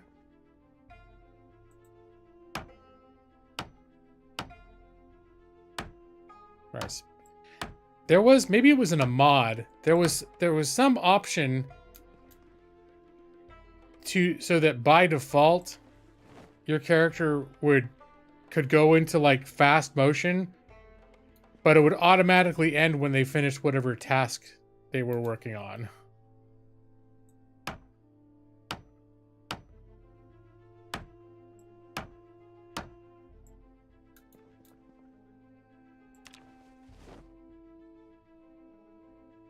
Yeah, I'm just grabbing up the scrap wood for right now, just for the for that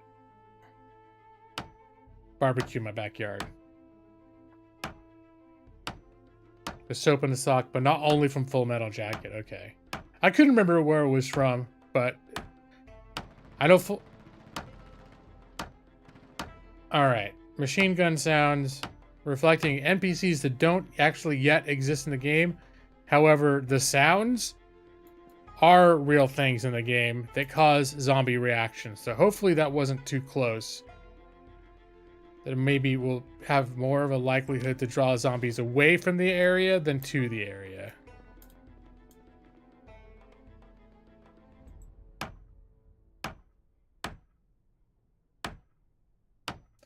Oh, right. Okay, that's what it was. That was like in A Few Good Men.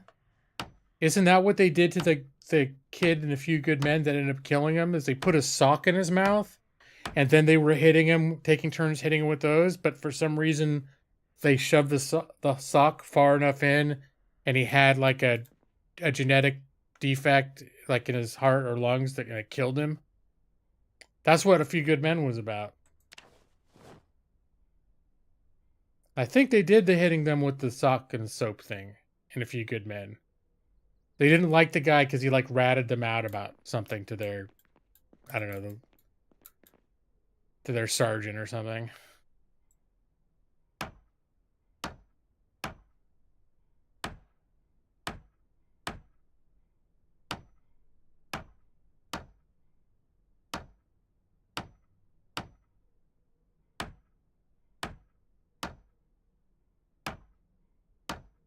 It was the code red. Did you order the code red?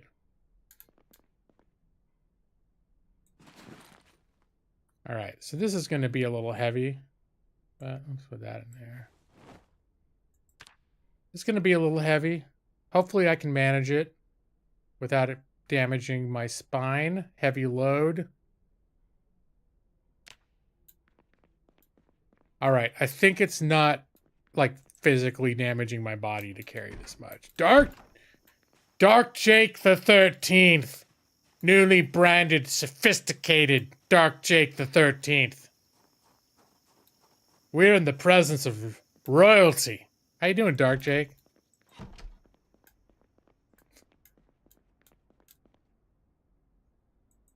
Just barricading the house. Like you do.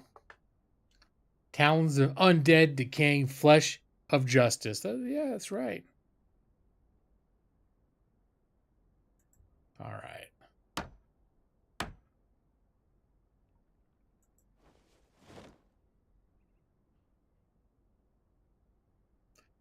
I still have like lots of nails, don't I? Yeah, 22 nails. Maybe I might be running out of nails though.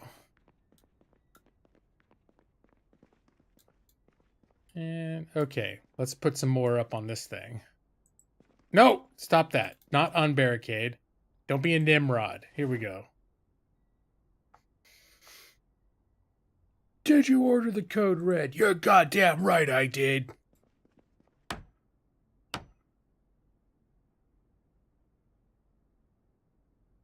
The only thing royal is the Burger King drive-thru. Yeah, if you say so, my lord. Whatever you say, my lord. I don't know. Just trying it on. Just trying it on, Dark Jake. I think it was after the last time when we were talking about, I was talking about your rebranding, and then I was like, you know, he could be Dark Jake the 13th now. Like he's from some long line of royalty, of the ruling Dark Jakes, of the Dark Jake Empire, for generations. Oh, all right, bedtime routine. All right, Ethan, you go do what you got to do, man. Add fuel. Let's put. Can I put all the scrap wood in there? Just gonna stuff this thing full of scrap wood. No, I've been pretty good, I think. So my wife's feeling under the weather today, a little bit. I think she may have just been real tired. But of course, that immediately raises concerns because she's the person that leaves the house for the most part. Because her job, my job is entirely at home, but her job requires her to go in a couple times a week. She mostly works from home. So, she's the one that has contact. I'd started being cool being out around people again, but then when Omicron and Omicron 2 hit, I'm like, it looks like things are maybe going back to normal a little bit, but they're going in that direction to where I'm not going to be that worried about it. But I know in the last month, all of a sudden, a lot of people that I know have been getting COVID. And even if it's a milder version for a lot of people, the people that I know that get it it still sounds like it's fucking awful. So, I'm still kind of hoping we can avoid it for the time being. Yeah, that's the thing, Josh. Is the first thing if she starts not feeling well, my first thought is like, you know, this is the time when everyone's getting it. So, we're fully vaxxed and boosted. But even like our booster was in November, and I know something like after 10 weeks, the protection from the booster is supposed to start declining. So we'll see what happens. I don't think we need to worry about it like killing us at this point. But it does sound like it's probably not a fun ride at this point.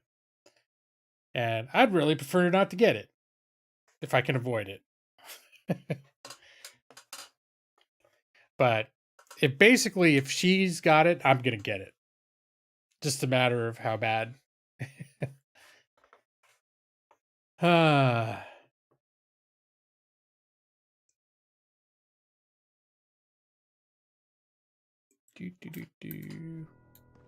So, but I think psychosomatically, so she like took the day off of work today, and psychosomatically, I'm like, oh, maybe I started feeling extra tired myself, but I think it's just my normal Thursday. Every Thursday, I coast into Thursday like towards the end of the week, just kind of tired, and my my job. I always say my job's been a little extra stressful this week, but that's just my job.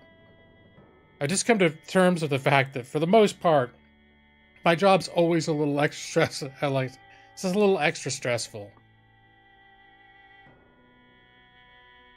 All right, what do I got on my person that I wanted to get rid of? Maple syrup. I don't need to carry maple syrup around. Although look how much happiness it would bring to me. You know what? Here, I'm gonna just drink half of it. I changed my mind. I'm drinking maple syrup now. I've seen the light. All right. I want a couple more planks though. Yeah, travel pack. Good. Saw. Get that maple syrup back in the bag. Get that lighter in here. Empty orange soda. All right, I'll put that in there for now. I don't know why I'm carrying it around with me. Water bottle. I'll have to refill the water bottle in the neighbor's house. You got it 3 days after your first COVID shot? Now that's irony. I don't know if that's irony. And actually, now that everyone's pointed out how Alanis Morissette's song is not about ironic, it's not actually ironic. I just totally lost the script on what irony actually is after that. But yeah, that's the thing that sucks is well, first, if you get the vaccine, probably within a couple days you're gonna feel like ass anyways. I know I did, especially the booster. I felt like absolute garbage for a couple days. But you don't really have the protection for at least a couple weeks after you get the vaccine. So you can get the vaccine, and then still, if you've like contracted it at the same time, you still get the full blown COVID because the vaccine's not doing anything yet.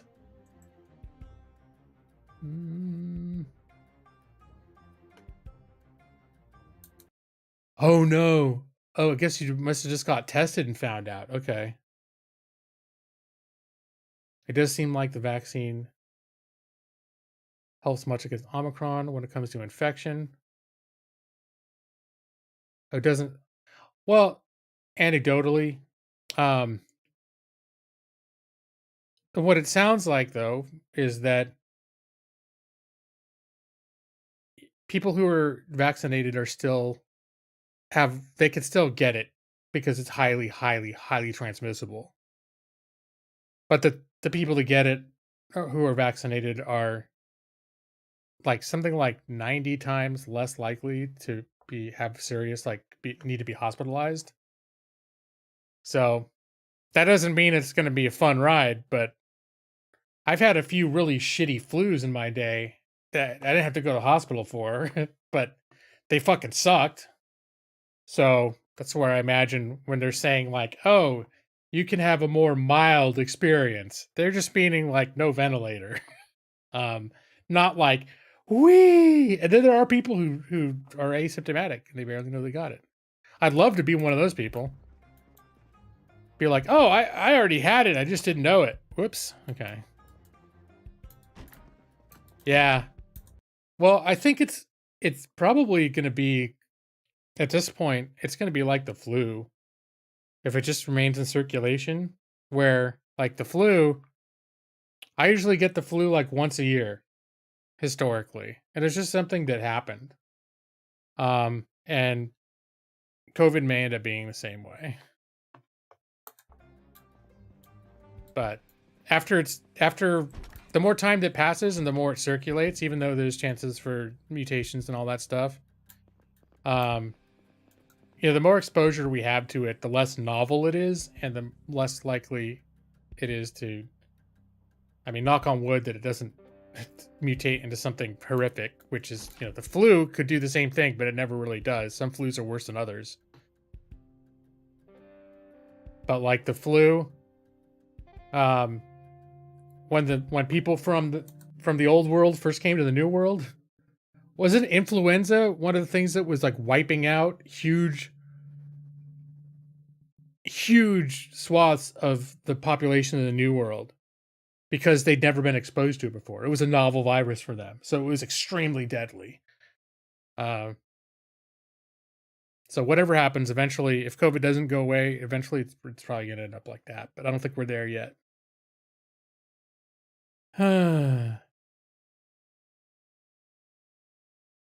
Never seen anyone come in deathly sick from it lately, but you have had a big uptick in patients lately. So, well, just looking at the numbers, our rates are flying through the roof. And even now it looks like, oh, it's gone way down. It's still the highest that it's been. Aside from this spike, it's still there's still hundreds of thousands of people, new reported cases every day, which is a lot. But the fact that the hospitalization and death rate hasn't gone up commensurate with that does say something.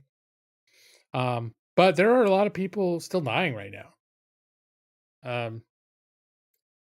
But if the infection rate is, it's shot up 800% higher than it had ever been before, but the hospitalization and death rate remains somewhat the same as it was before. In terms of the overall people that are getting sick, not like it's a far less proportion of the people that get COVID are going to the hospital. I know smallpox was like huge, but I want to say influenza. When influenza hit the new world, it fucked shit up bad. In fact, now I want to look it up.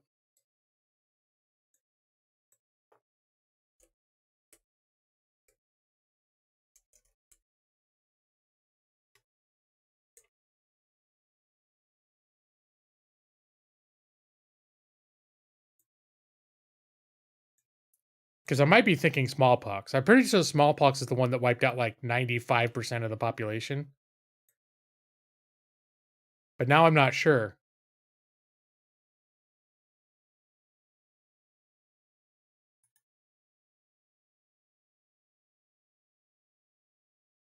Yeah, smallpox was the big one, but I want to say influenza like fucked people up really bad. Dude, in the new world before anyone had seen it before. Because smallpox will still screw everybody. I mean, smallpox would screw Europeans up, but I want to say influenza was an example of something that, it could be severe, but it wasn't something that was wiping out populations in Europe. And when it got into the new world, it was fucking people up really bad. As long as we don't get another Black Plague. I feel like the Black Plague wouldn't be easy to happen because that was more an issue of sanitary environments. Although I guess there are some places, highly dense populated areas that, under the right circumstances, could... I just don't know if it could be widespread the way that it was. Just because, like, basic, like, sewage and sanitation wouldn't allow it to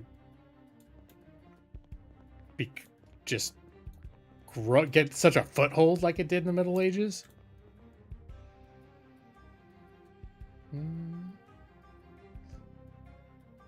All right, what the fuck am I doing now? I was getting wood. That's right.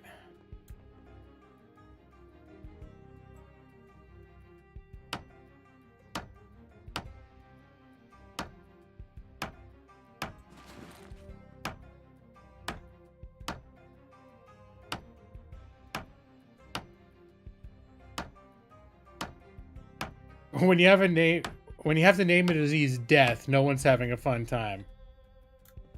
No, that's true. They didn't call it, the Black Not Great Time. The Black What a Drag of the Middle Ages. How you feeling? Ah, it's a drag. I've been having chills. Yeah, it's unpleasant. My neighbor across the street got it. He wasn't feeling well for 2 days. What a drag.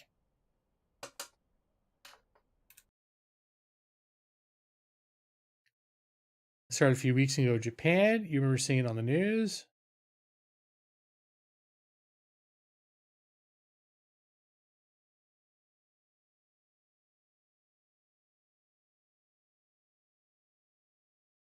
They wanted you to restart it because you got it in the middle of your shots? Huh. Oh, now I see you're retracting all that. Okay. This is one of those topics where I always... I don't know if, like, I have my no politics rule. And can be such a charged topic, but I think it's one of the few topics that, although there's a bunch of partisan politics attached to it, that I have brought up with some regularity, because there's just no avoiding it. There's no avoiding that it's happening. So yeah. What I don't want to get into on my channel is talking about like mandates and that kind of like government actions and that sort of thing. That's probably where the line is drawn. I'm drawing it the black drag, black pucker butt, the black bummer. Yeah.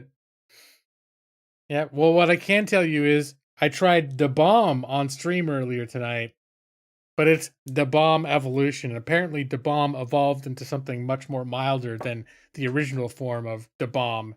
What is the bomb? The original the bomb is called the bomb beyond insanity. So this one didn't hurt me too much.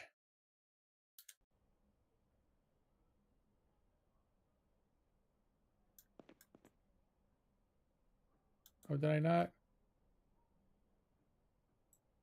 There we go.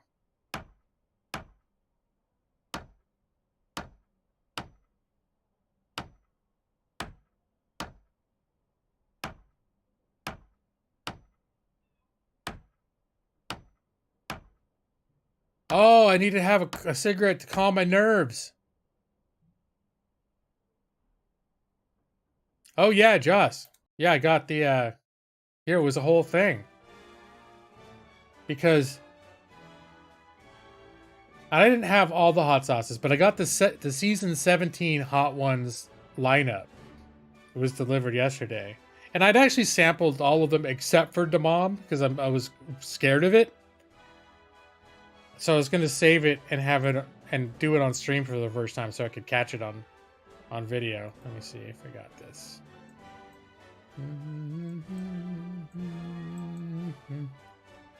So yeah, there's I got this yesterday, and yeah, the bombs down there in the bottom center. This one's not that bad. The hot sauce I already had, because I have the Apollo. That's probably the hottest hot sauce I've ever had. Is hotter than this iteration of the bomb, anyway. Most of these are really tasty.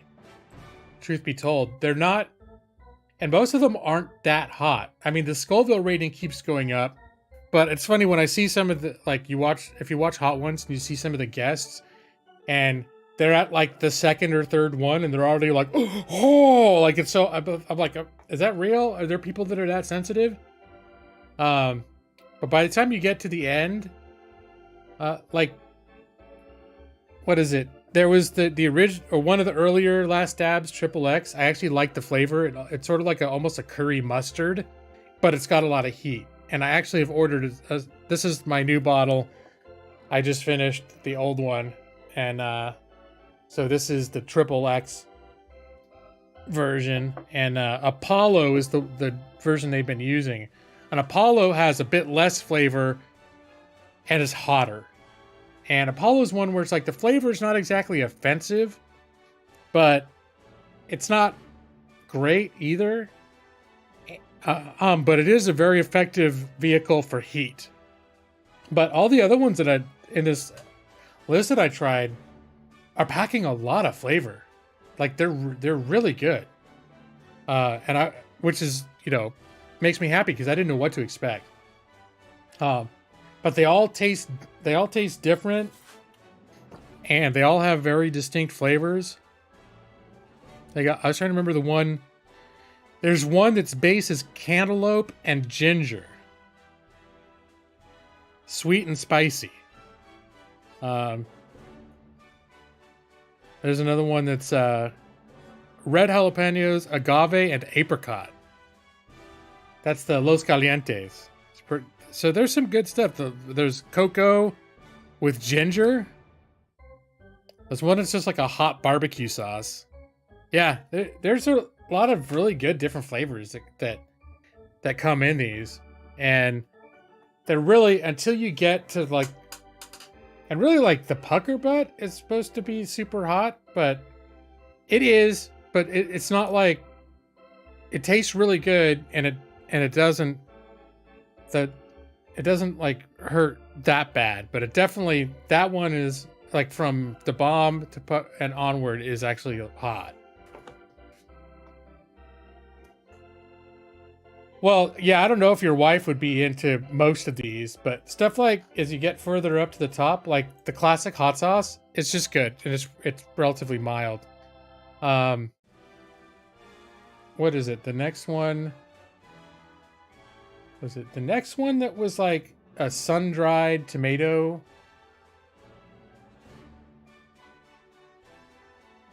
One of them stood out. It's the third one. It's like a sweet sun-dried tomato. It's really good.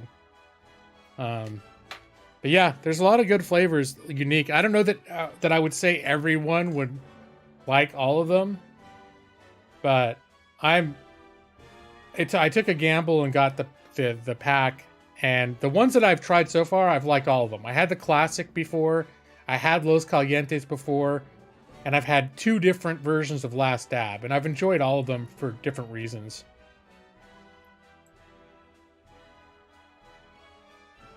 Oh, okay. About you mean about like the people where they're at the 3rd bottle, and they're already like, oh, okay, like they're acting like they can't handle it. Yeah, I guess there are people that are like that. I never considered myself a huge spice badass or anything like that. But it's sort of become like a thing where it's almost like a challenge or a thrill to see like, oh, how spicy can I go with some of these. And that's where like the Apollo comes into play. It's not the best tasting, but and you can't have a whole meal of that kind of heat. Like you're not going to put it on every bite. It'll mess, at least me. Like I probably wouldn't sleep that night. My insides would be torn up. But for me, it's fun to every once in a while get a bite where it's just like, whoo, like I'm feeling that. And it's kind of like a fun, I don't know, it's like a little experience. It's kind of fun. 45 seconds of gameplay.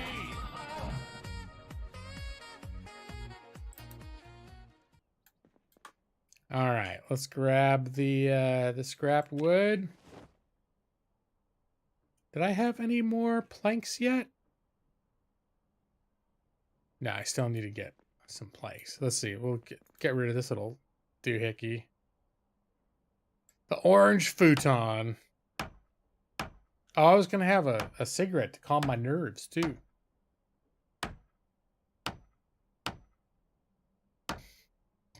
I got my my next D&D game with my high school group on Saturday.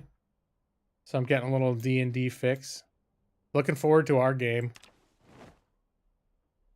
Well, that's coming up. It's less than a month now for our game. I think certain things, like, I'm going to leave certain of these things out just because I think it's, maybe I'll need to hunker down in this house someday.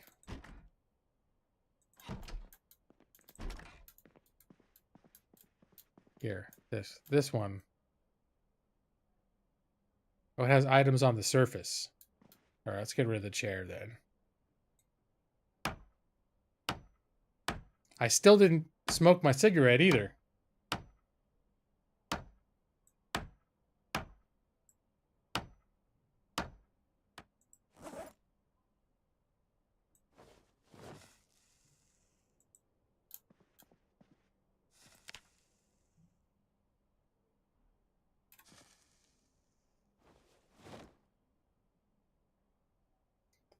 You had a cigarette for the first time in years. Happy to say you hated it.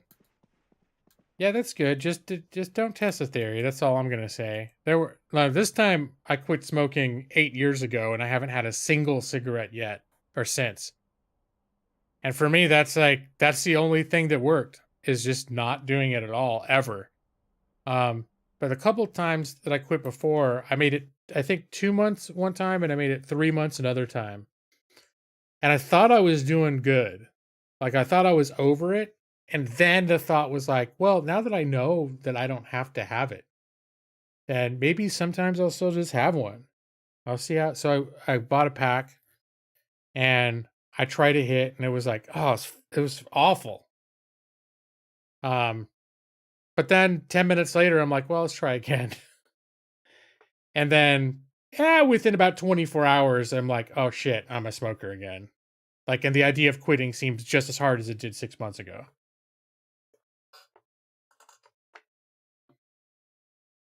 Okay, we got one plank. One plank may be all we need. Let me move this,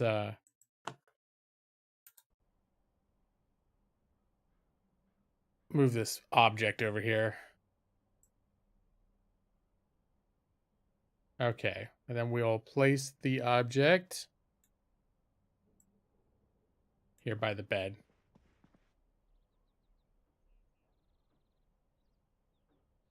Yeah, that was what it was for me too. Is since I hadn't done it so long, it tasted. It was rough as shit, and I thought it tasted awful. I think really the only reason I started when I first started smoking at all in the first place. How am I getting drowsy at 5 p.m.? The only reason I really was able to start in the first place is because I was in Tijuana, and I'd been drinking all night, and somebody offered me a cigarette. For some reason, when I was drunk, I didn't give a crap. I was relaxed. My throat was relaxed, so I didn't choke on it. And I'd already... What the fuck, guys?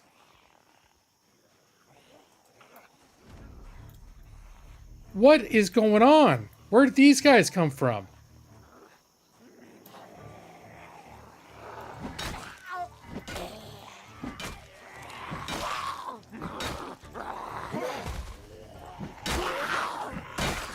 Yeah, I'll just smash them all like this. Oh, that worked out.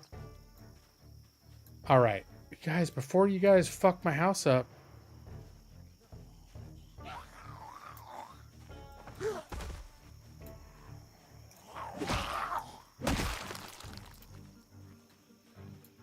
Maybe it was those machine guns I heard earlier. I actually drew them to my house.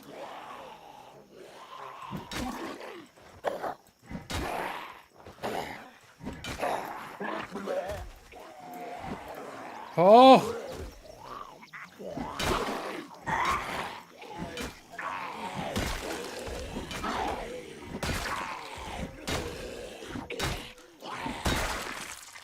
Good Lord.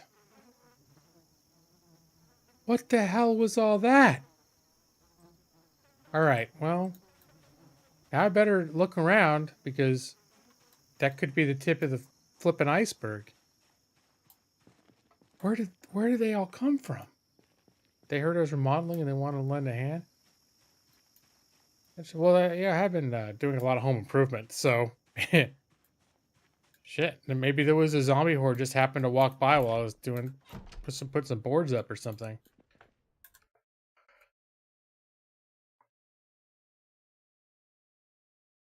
You started because you were deployed and there was a huge culture centered around it. No, I could see that too. Yeah, I could definitely see that too. Because before I went like to Tijuana, the friends I hung out with, nobody smoked. It was just wasn't around it. My dad always smoked, but I grew up thinking, and this is the funny part too. I grew up thinking smoking was like really stupid because I'd always, first off, I didn't like the smell of smoke when I was growing up. Like my dad would smoke when we were in the car, and I always thought that made the like whatever. And while I was growing up, you could still smoke in restaurants. So when we'd go to dinner, my dad would be smoking at the dinner table, and I always felt like the smoke hitting, wafting over while I was trying to eat and stuff was just like I hated it. Uh, and then my dad had like a smoker's cough, so every time he'd be like, and I'd be like, "You idiot! Why don't you just quit smoking?" Um, and then like, boy, did I learn, and it's not about smarts. It's I mean, maybe you're not making the best choices when you're getting into it, but it's like you really don't realize that you're becoming addicted. At least I didn't. I didn't realize it took me. I was probably addicted anti-smoker for several months before I one day was like, wait, like I had to identify myself as a smoker or non-smoker when I was moving on to on-campus housing at UCLA.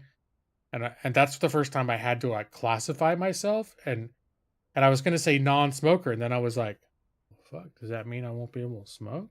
Can I live with that?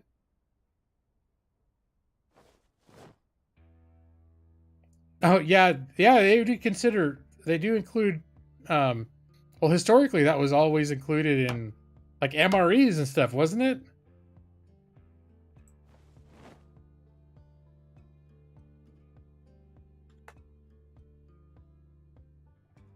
Poor fellows just wanted to help. I think you're gravely misjudging the situation. All right, now I think I've gotten all my windows barricaded. I think there's like no, that's good. What about this bathroom? Nope, no windows there. So I've got a front door and a back door. I'm not going to barricade those because I still need to be able to get in and out.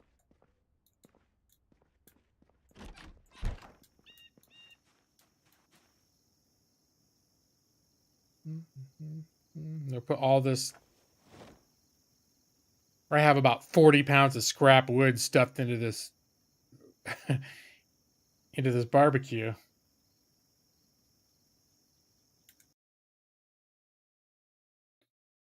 You didn't realize until you were mad all day once and realized you hadn't had a cigarette? I didn't really notice anything like that was happening until later. And that was one of the things that I didn't think that much about until I quit,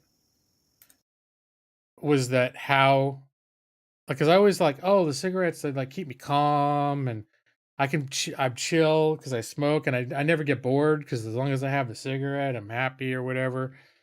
And like if I'm in a bad mood, like it evens me out and all this stuff. There's all these like medicinal things I thought were all good about it.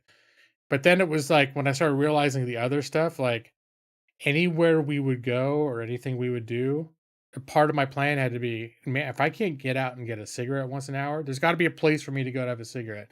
There's got to be a window in whatever activity we're doing for me to stop and go away and have a cigarette. Approximately once an hour. And if I knew we were going someplace or going to be doing something where I couldn't do that, I would start getting anxious about it.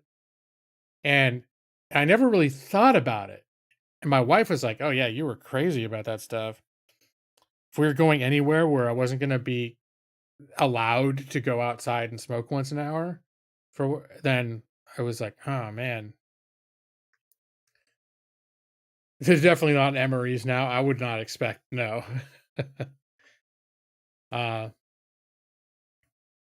yeah, and then when I switched to vape, one of the things I liked about it was, now they outlawed vape just the same way they did with smoke in most public places, but it was innocuous enough that I would take it home, like, and it wasn't like it wasn't like my wife was getting secondhand vape and it was irritating her or anything, and it's not offensive that way. So the fact that I could like sit at my desk and work and be vaping and stuff was like, whoa, sweet. It was one of the reasons why I liked vape so much over cigarettes, was all that, oh, I gotta go out now and do this, or I can't, whatever.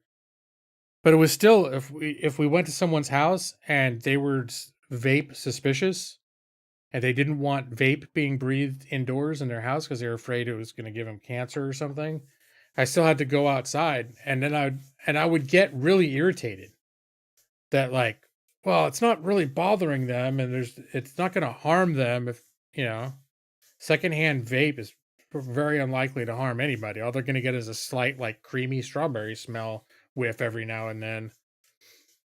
And I was never like a cloud chucker, like those people that they billow like huge pillars of thick looking smoke. Like mine were always just like a wisp of a wisp of mist coming away from me.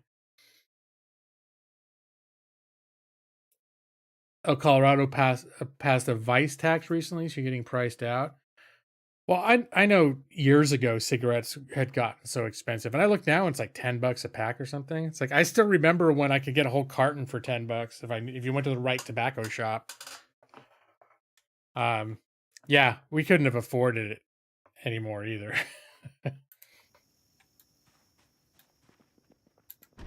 But it's a weird fucking habit. When I think about how much it ruled my life, how much I planned around needing to be able to have a place to go smoke and have the correct, like, have reasonable intervals to be able to stop whatever we were planning for the day so I could go have a cigarette. Everything was planned around it. And then if I ever thought about, like, oh, if I'm going to do a job search or whatever, I would always be like, oh shit, is this the kind of job where am I going to be able to have smoke breaks, or am I just going to have to wait till like my lunch hour?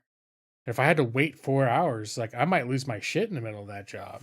And it just so happened that all the jobs that I had as a smoker gave me the freedom to be able to basically take a smoke break whenever I wanted to. Not just like at allotted break times. 13 a pack in San Francisco. Oh, your wife quit because Australia made it so insanely expensive. Yeah. I mean, to me, all it did when I was addicted, that was when they kept raising the prices. All it did was make me mad because I was still going to smoke, and they were just making it harder. But I know the way that I regarded cigarettes was just like any kind of like a basic utility or food. It's like food, clothing, cigarettes. Like it was on. In terms of mentally, how much I felt like it was a necessary part of my life just to be able to function, it was right there with like food, drink, cigarette. Like if I was out of any one of those things would go badly for me. So until I was like really committed to quitting, my mindset was generally like, this is just a necessity. It'd be like if they, raise your rent by 100%. It's like, well, this is gonna fuck me over, but what choice do I have? And you could be mad about it, but it wasn't that like them making that expensive in my mental calculus. Them raising the price wasn't a reason to quit. It was just a reason for me to be pissed off at the people that kept raising the prices.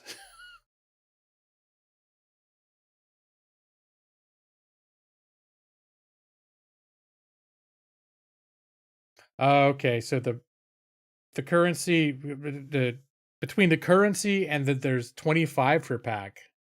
All right. Sort of evens things out. Let me see where we're at. Did I still have that? I still have that maple syrup? Yes, sir. I'm gonna wait till I get hungry. Drink the rest of that maple syrup. Why am I so tired? Maybe I'm tired because I've been doing physical stuff all day. I think, do I have soap on my person? Okay, I have some soap. I think I'm gonna go to the neighbor's house and wash up.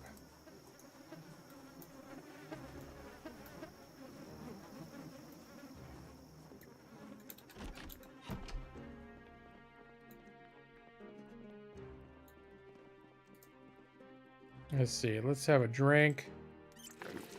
Let's fill my water bottle. Gonna wash myself. Oh, I guess that water went away really quick.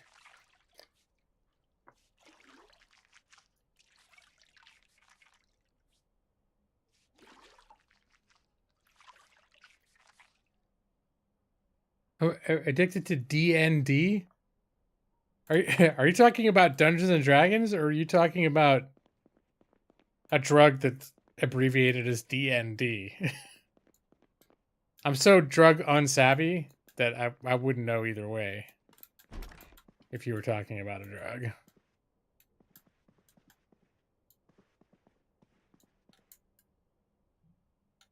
All right, just confirming which house I'm in. These two houses look identical. All right, let's wash all of our clothing. And then we'll go to bed. Been a while since I washed all of it. Look at that. Good as new. Let me check the bathroom again, too. Hairspray. Trying to figure all the stuff you need to cut and style your hair.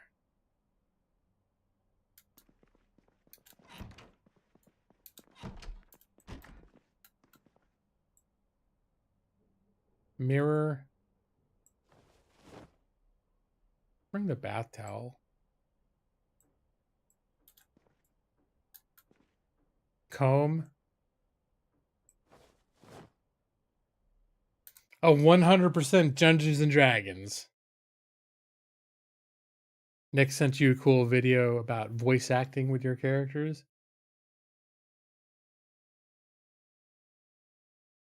I'm I almost discouraged to like someone adopting an accent. Not that I wouldn't forbid it or anything, but I wouldn't encourage it.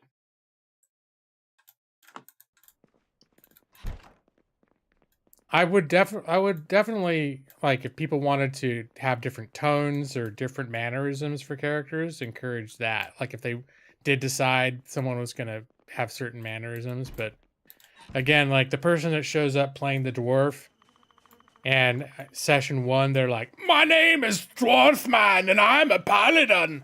And it's like, okay, well, first off, like as you've observed, that was not a great Scottish accent. But you know what? I've just committed myself to that. So it could be an hour into the session, I don't want to talk anymore. It's like my character might have something to say, but I'm overusing that voice right now. I have voice fatigue. Oh, and well, I dug myself into a hole.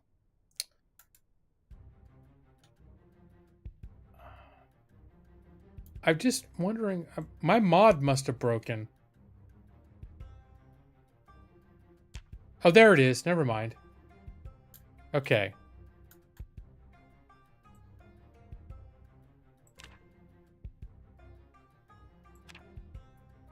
I think I wanted to put... I have a mod that adds a whole bunch of extra icons. Where's the little housey icon? Here we go. There. We're just gonna...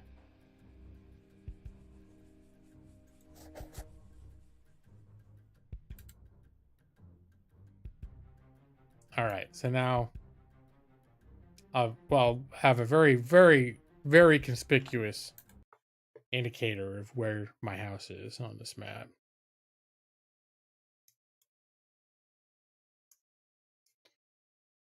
I don't know. I haven't heard people talking about, like, religious people thinking D&D is about the devil, but I would imagine whatever factions of Dungeons and Dragons or of religious people that are still, like, against Harry Potter are probably also really against Dungeons and Dragons. And it's just that they're not as mainstream as they used to be, or just it could be maybe they are, and you know, it's just how things sort out that I'm not gonna like.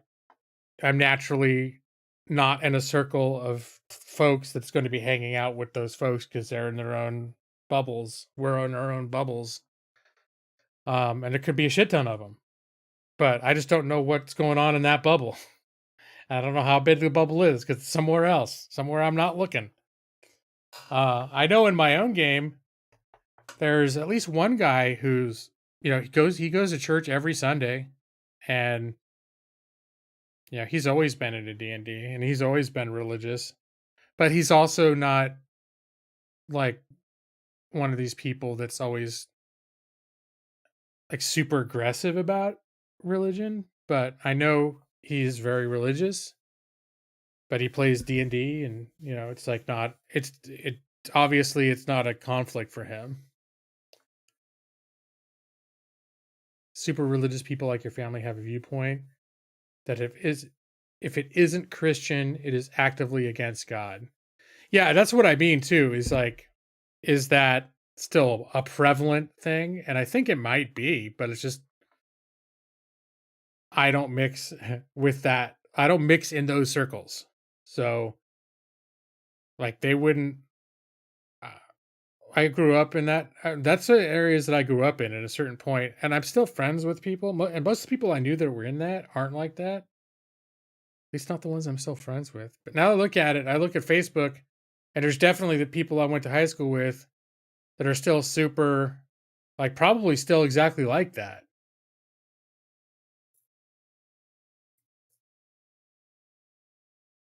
Mainland Protestants and Catholics were never that angry about D&D.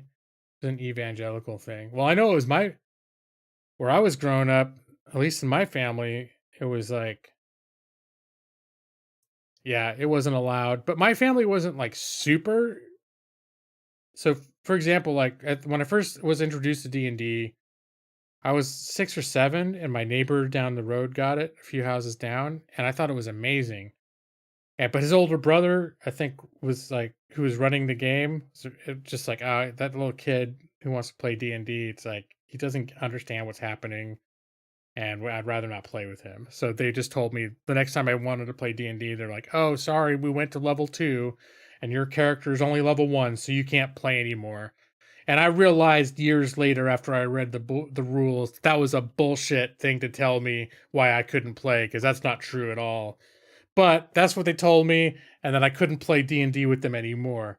So then I decided, well, I'm going to get my own Dungeons and Dragons, and that's so for and Christmas was coming up, and that's what I told my mom I wanted for Christmas, Dungeons and Dragons, so I could learn to play Dungeons and Dragons on my own. And we went to the Santa at the little mall, and I told Santa, he said, "What do you want for Christmas, little boy?" And I said, "I want Dungeons and Dragons." And then Santa like talked to my mom for 20 minutes about all the stories about how it's satanic it is, and it causes like kids everywhere to kill themselves and murder people, and it teaches you to be witches and all this shit. And it was like my mom was like, "Oh, okay, yeah, no D&D for you." So your dad set Harry Potter books on fire, Joss?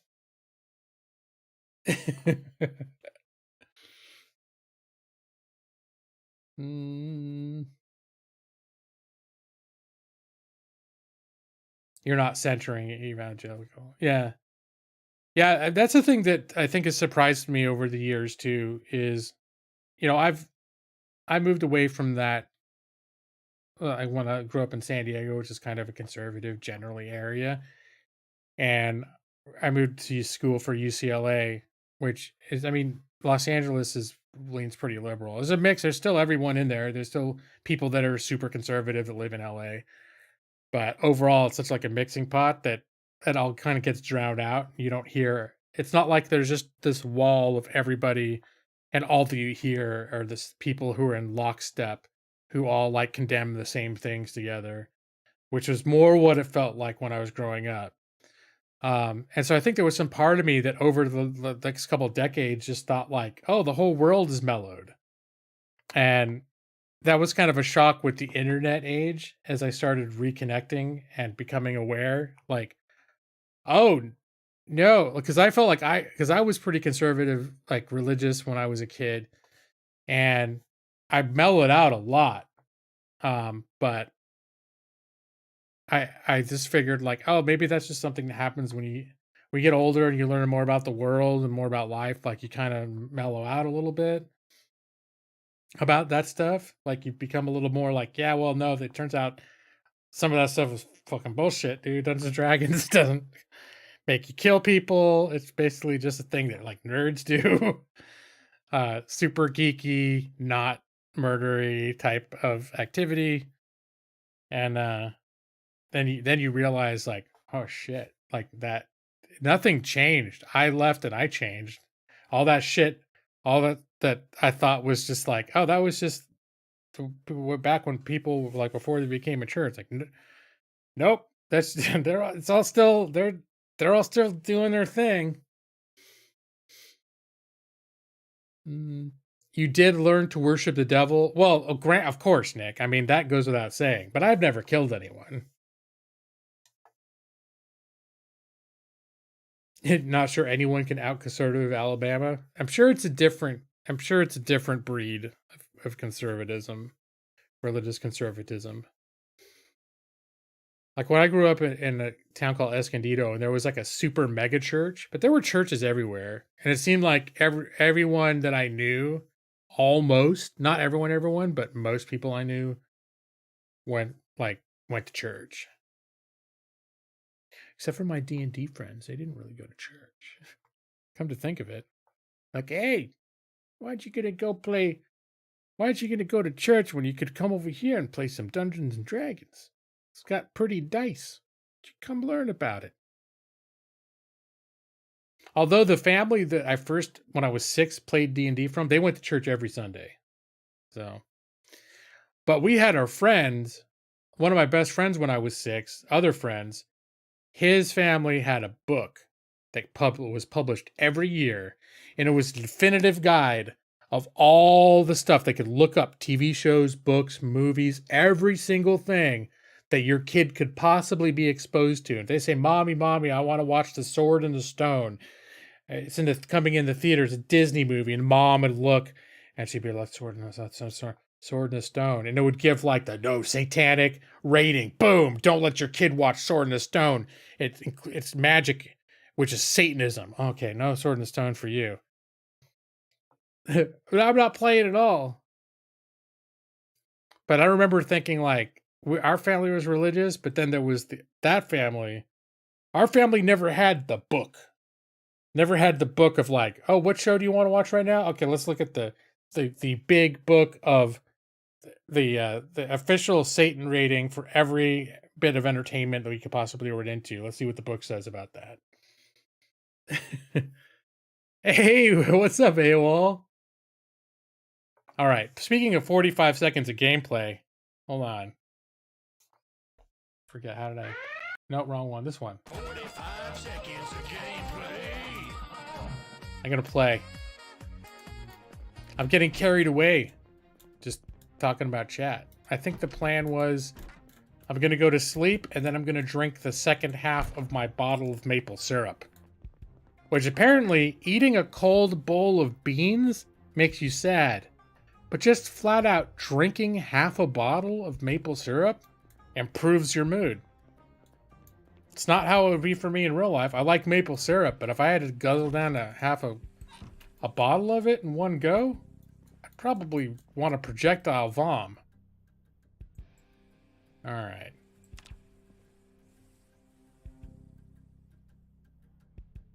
Oh, I'm getting hungry. Can't wait to get up and drink the rest of that bottle of... Where is it? Did I already drink it?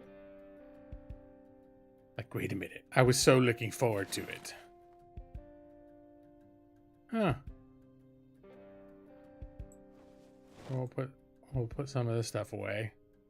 I think I'm done harvesting planks for the time being.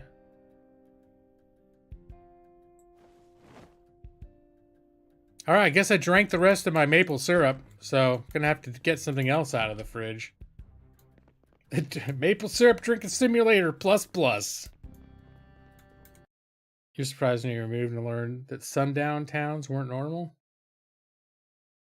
Yeah, I don't think I know what a sundown town is. Or I do, but I don't know it by that term. I mean, I knew one of the things that tripped me out when I moved to like the Pacific Northwest, is they still have like you can't buy hard alcohol at regular stores. I can't just go to grocery store. You have to go to state run alcohol like liquor stores to get liquor, which was like what? And that you couldn't buy liquor from the liquor stores on Sundays. What? Like that shocked me. And I'm trying to think. I mean, I don't buy liquor, so I don't know if Sundays is a thing in Oregon. Because when I first moved to the Pacific Northwest, it was in Vancouver, Washington, which is across the river from Portland, in another state. And that's where, for sure, you couldn't get alcohol on Sundays. I'm not sure if that could very well still be like the law in Oregon too. I just don't know it because my interest in alcohol is severely diminished since the first time I moved to Oregon. If I go an hour or two east of Portland, means the sun goes down. Ooh, no. Really? Okay, I never heard that term before. Panel which of black people need to be out by sundown or very... Really? That's like a thing today? Okay, see, this is what I'm talking about. Where there's stuff that like I would think, yeah, 50 years ago, I'm sure that was a thing in some places. But if you tell me it's that way in some places right now today, it blows my mind. Like, no way. But I've been having a lot of awakenings like that over the last 10 years. Where stuff that I thought was like weirdo fringe shit, it's like, oh, that's just like that's just normal life in some places. What? What year is it? It still is though, now? Colorado is the opposite. You get beer from the grocery store.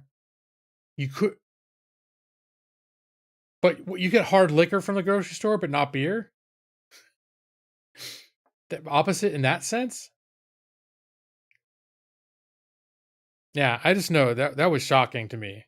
That when I found out that you had only like state-run liquor stores could sell it. I mean, now it's like you go and it doesn't feel. It's not like any different than going into any other like a liquor store that I ever was used to growing up. It's not like you walk in and all of a sudden it's like going to the DMV, except it's like you have to wait in a long DMV line and then you can get your like your generic vodka bottle. They're like, here you go. Here's your state issued alcohol. Have a nice day.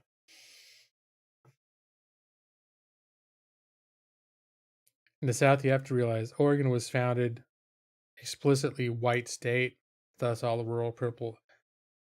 I didn't realize. I mean, I realized it was that's the way things were incidentally, but was it seriously, like explicitly, like in the founding documents? This territory shall be whites. Like, it's fucked up. I knew that there are areas like that. That's one thing that surprised me about is it Edgar Rice Burroughs? I'm trying to remember the dude's name that wrote Tarzan. Because there's a place in the San Fernando Valley outside of LA called Tarzana. And one of the things we learned in first year of law school was about the limitations of like contracts. We were talking a little bit about this last week in the context of like minors can't form effective assent, so they're typically excluded from participating in legally binding contracts. That we got into some of those emancipation exceptions and so forth. But one of the principles we learned about is that you cannot add something that's considered unlawful as a binding contract. And what had happened in Tarzana was Edgar Rice Burroughs had a huge like ranch lands that he owned. And at a certain point he decided to sell them, and to sell them as like subdivisions of neighborhoods. And so it was all divided. It was all like planned out for subdivisions of just, like tract housing type of things. It was back when that was kind of new. And everyone that bought had to sign these contracts saying they would never sell the property to a non-white person. They'd only sell to white people, and right there in the contract, they were restricted from ever passing the property out to a non-white person. And flash forward 20 years, or like sometime the 50s or 60s, the first black family tries to buy a house, and everyone's like trying to enforce, like, hey, there's these contracts, we're not allowed to do it, they're breaching. And I don't know if it was like a homeowners association type contract or what, but there was like this huge uproar about them not being allowed to sell. And at that point, some like race discrimination was something that was becoming not okay under the Constitution. That it was like, no, you're not allowed to make laws that discriminate against people based on race. And so that they basically said, yeah, you can't make a contract whose principles are unlawful. And so no court, it's not that it's illegal to make the contract, but no court is allowed to enforce it. So same difference. But that's when I learned, holy shit, the dude that wrote Tarzan is fucking racist, dude. Like, terrible racist. It was enshrined in law for Oregon. Okay, Brad, I didn't know that. When joined the Union in 1859, the only state with laws specifically prohibiting certain races from legally living, working, or owning property. Wow. I know there's some pretty. I mean, it's not Portland. They're the major city centers, mostly Portland and Eugene, which is a college town. But that pretty much everything else is, it's pretty conservative. But there's just so many people in like Portland in particular that the overall population is there, and everything else is just. That's why half of the state wants to secede. The east half wants to secede and become part of Idaho. For that reason. Yeah, I know about the thing about interracial marriage. Absolutely. 50 years is not that long ago. But I think that's why I make 50 years is what I look at as sort of the magic number, because the 60s is when they started really putting into law, like, hey, knock this shit out. Like, so by the time you get to 30 or 40 years ago, it suddenly becomes a lot more rare that you have like openly racist laws in the books that are actively being enforced. Whereas 50 plus years ago, oh yeah, it's all there, like stamped by the governor, official law, full on racism. Portland is hella red. Tarzan, the writer, would be racist. The white kid raised in the jungle around indigenous folks is the king of the jungle. Yeah, no, and that course that I took, we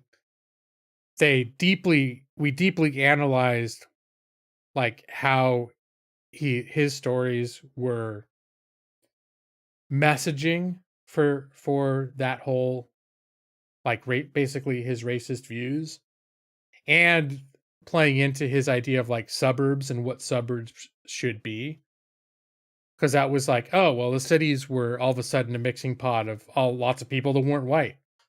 So that's why we have to make suburban sprawl. We have to do the suburbs. So we're all going to leave the big cities, and we're going to find these empty tracts of land, and we're going to make a new rule where this is like, all right, just us now. This is way more political than I usually get, but I mean, but that's the thing that's shocking is the stuff I'm talking about, I feel like shouldn't be controversial. Like this shit should be relegated to like past centuries. Not like that anything we're talking about right now that someone's going to wander into the room and be like, oh no, think there should be no all white only housing or whatever. It's like, I don't expect anyone to actually feel that way anymore, but I probably shouldn't jump to fucking conclusions. I didn't know about, what is it called? Sundown cities? I have to scroll up. I'd never heard of that term until today. Yeah, sundown. God. Gotta join Brad's stream for ranting about politics. 50% of the population of Oregon is in Portland. Yeah, and so that's all that you really see is you live in the sprawl of Portland, and then there's the rest of it. So Colorado's purple for the same reason. Yeah. Well, I mean, if you look at a demographics map of the United States, and didn't have a magnifying glass, you'd barely notice that there's any blue at all on that map. They're so concentrated. So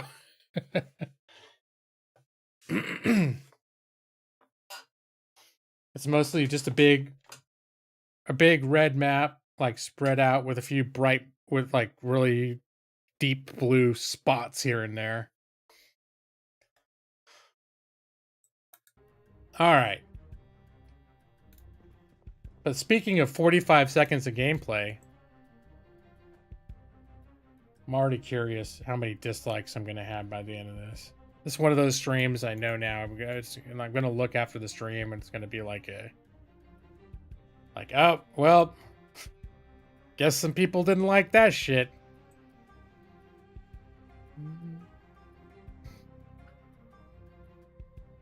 People don't actively think it's racism, but endemic racism they aren't aware of is a problem.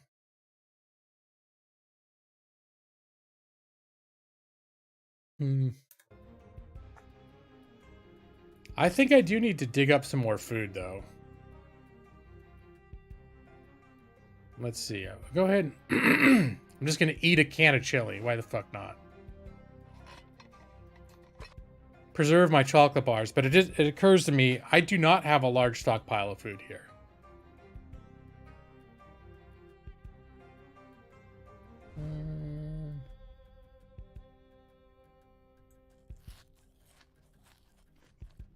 YouTube will hide your dislike. I'm still aware of them, but yeah, they don't show up.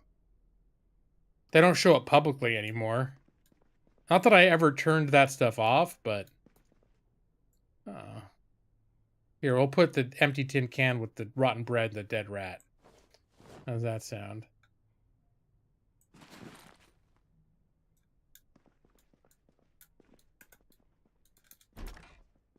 All right, maybe I should just start scraping for more food.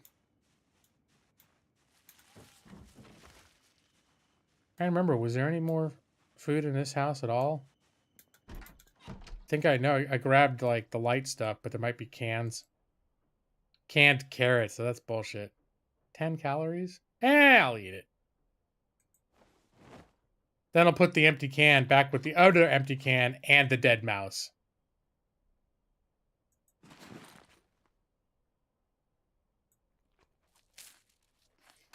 "45 milliseconds of gameplay." Yes. That's right, Matus. You don't talk about racism with anyone except for your wife and Nick.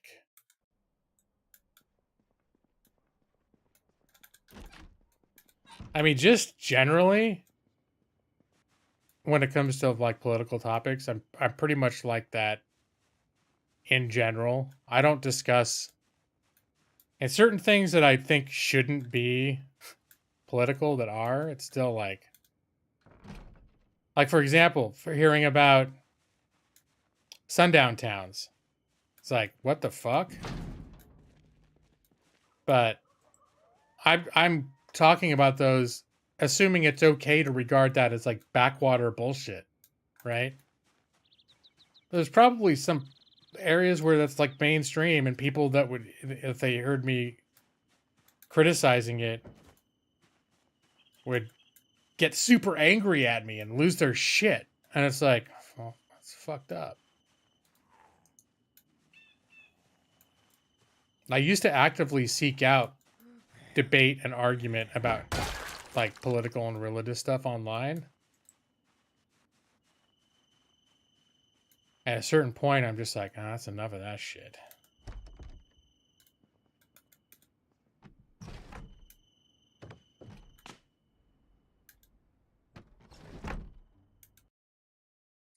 That's the funny thing. Blazing Saddles is an example of a movie where I'm like, does that hold up? Because I know I've seen things that thought they were being clever with racial humor back in the 70s and 80s that don't hold up. And I haven't watched Blazing Saddles in a long time. And part of it is because I'm like, I got a strong suspicion it's not going to hold up. I don't want to be disappointed. Oh, cooking pot. Okay.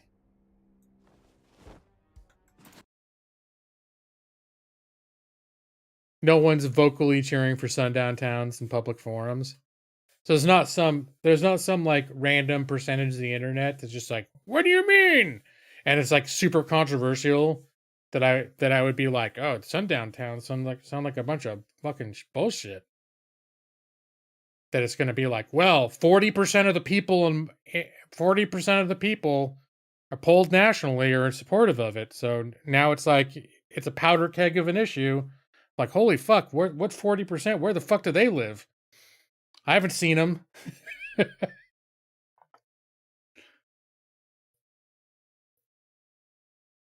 Okay, so they know it's like the shit. They got to put their white hoods on before they can talk about it.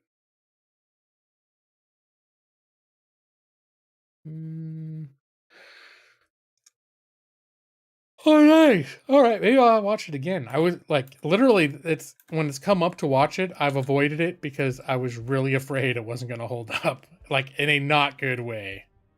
Like, hey, remember this show that you really liked 30 years ago? Here, why don't you watch it again and realize what a fucking dick you are for thinking it's funny?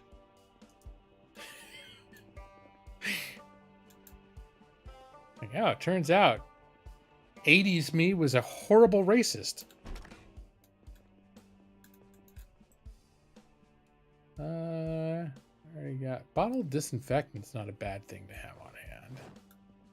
Oh, time for my medicinal cigarette. I think there's a mod where you can actually, if you don't smoke for long enough, you can actually break the habit, but it's not in the base game.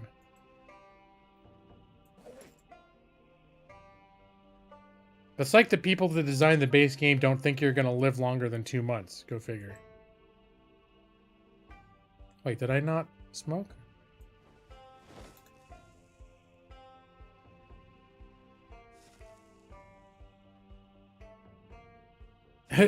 Anything from that era will require pausing for conversations.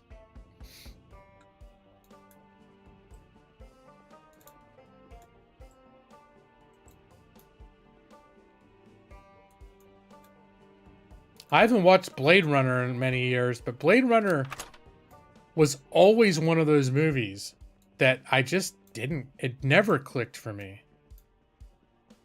I don't know if it didn't click because it was offensive. I just remember thinking it was boring and didn't make any sense.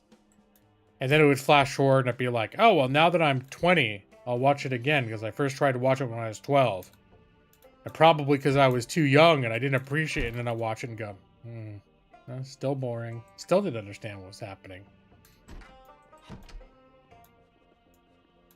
Yeah, flash forward to after I have my bachelor's degree and I've studied all sorts of like literature and film from like a critical perspective, then go back again, 27 years old. Oh, let's try Blade Runner again. Maybe I'll get it now. Nope, still boring. Still didn't quite understand what the fuck was going on. All right, I guess I just don't like this movie. You watched it last year and you didn't like? I mean, I was tempted to watch it again because they made the sequel.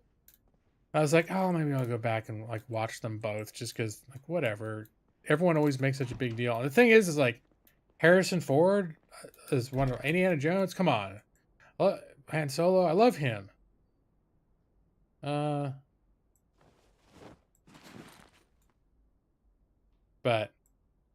no. And in theory, there's like, hey, it's a sci-fi, it's well made.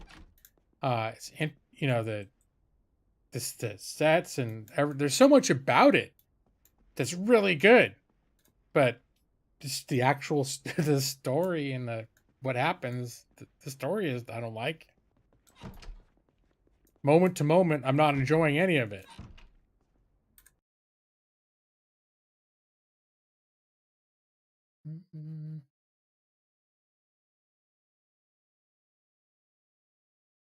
Oh, right. You're not getting out of Spaceballs without having a discussion about anti-Semitism. I could see that. Mel Brooks always was making like Jewish jokes.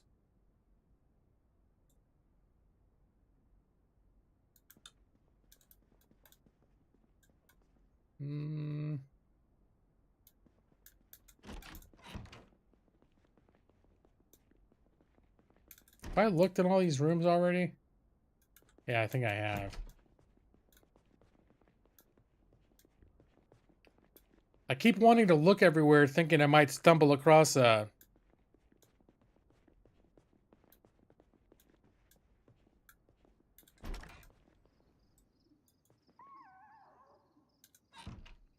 axe. Sorry. I just realized I'm coming out the front here, and I haven't scouted this street. This is the next street over.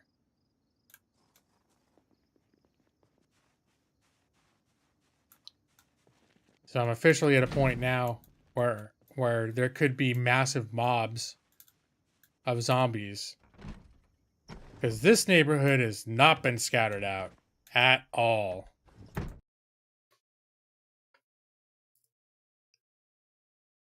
Strange Days was one that was really controversial when it came out. Because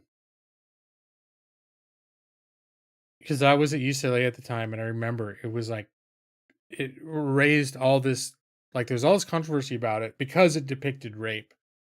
And it depicted it in a very, what was thought to be a pretty graphic way. The way that they used the technology so that like, you remember how that worked? It's like, oh, what got that dude off with the way he used that stuff to like rape people? That caused a lot of backlash against that movie when it came out.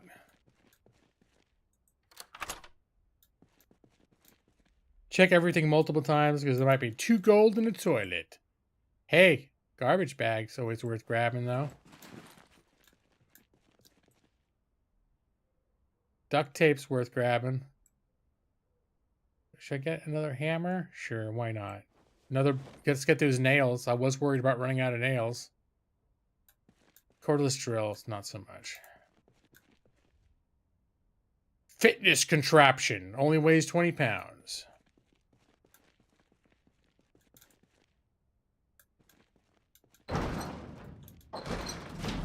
Existence? Is that the one by, what's his name? Edgar, whatever, Bill, someone Burroughs? The dude that wrote Naked Lunch? Is that the same author? Because Naked Lunch may have been very creative, but I hated it. And I feel like Existence had the same vibe. I've watched it. And maybe it was intellectually creative and unique, but I remember distinctly not liking it.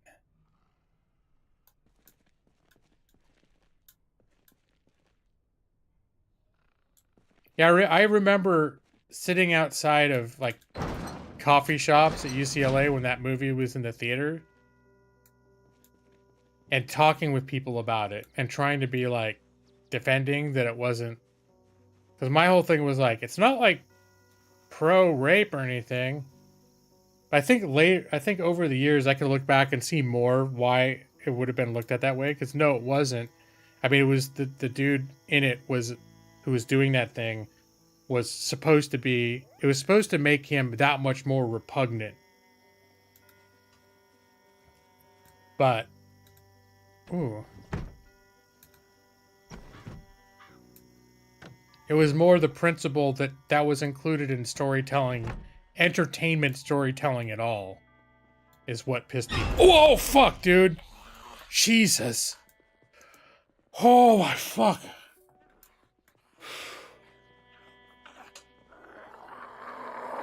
Oh my god, that scared me so bad.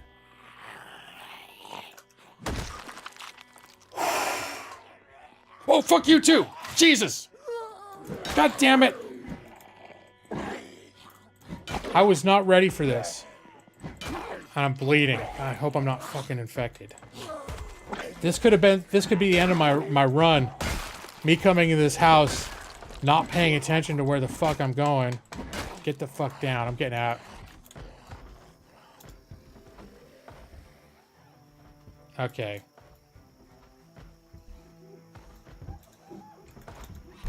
Alright, time to get... Oh, so they're coming around the corner. Shit. Well, I don't know when I'm gonna get a chance to check myself, but... that attack right there could conceivably... be the end of my adventure. A scratch. Okay, scratch we can live with. Let's disinfect with alcohol wipes. And let's bandage with a sterilized bandage. We're gonna just do sterilization all the way around. Alright. Oh, that was fucking awful. Gonna have to keep an eye on that. I think it turns out it was only a light injury, but you can still be infected from a scratch, so we're gonna have to keep our fingers crossed. I think it's like a 10 to 15% chance on the scratch that you can end up with the zombie virus.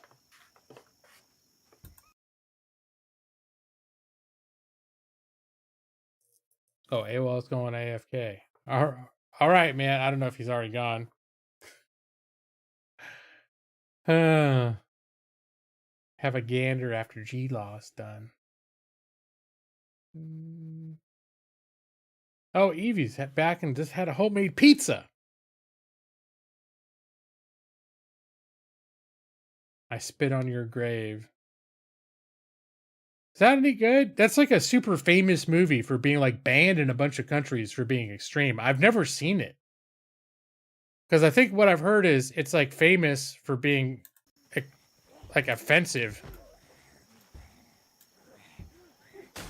But that it also is also kind of like just a shitty B movie. Which I don't have a problem with that. I like me some shitty B horror movies sometimes.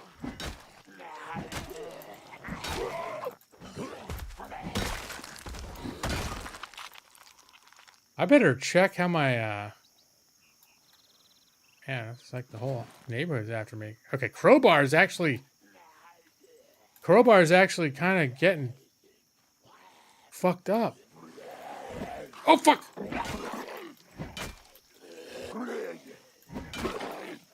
I'm just having a bad night, combat-wise. I mean, part of it, I wasn't focused, which, that's not good.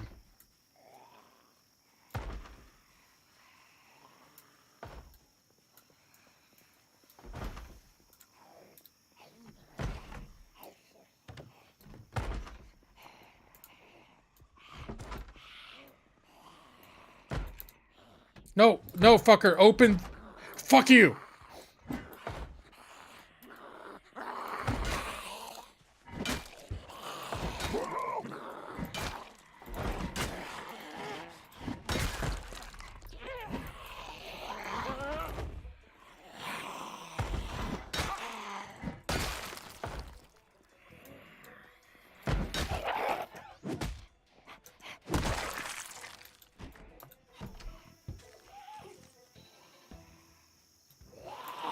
Shit! Laceration this time. Fuck, man. I am just messing up bad. Between these two injuries, there's a really good chance I got zombie infection right now.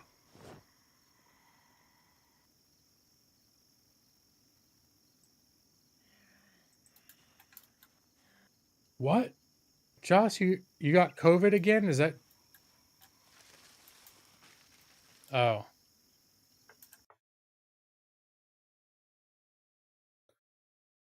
Oh no, I've got a stream. I've got a delay. You know what I forgot? Is when I did our D&D practice stream. Because when we do our D&D streams, I'm planning them to be no chat interaction streams. I just want them to be live. So if anyone was like, oh, that'd be cool to watch them while they're playing it, they can. But no one with the lizards, the sister stories coming into our chat is going to get any acknowledgement. So I set the chat to like high latency, high quality, high latency, thinking it's not going to be a factor. And I forgot to switch it back. So normally I stream with the super ultra fast latency, so there's almost no delay.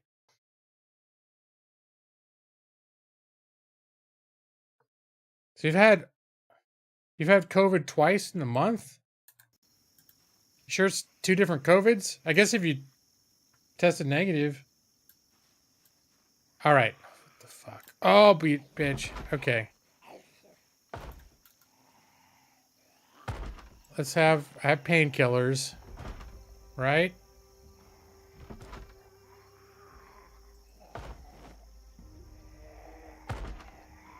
In fact, I'm not even going to fuck around. I'm going to have 2 painkillers.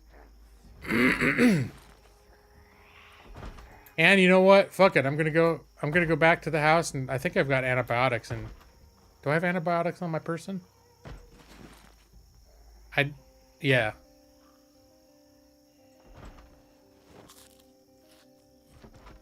I'm just not even fucking around. I'm eating all the drugs right now.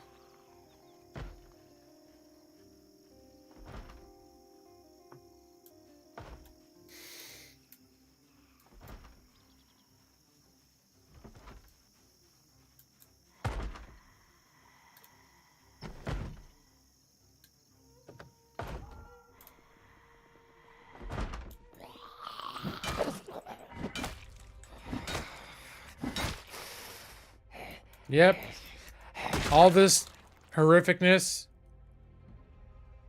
finished by lunchtime. The front door is totally busted. Oh, there's a mop.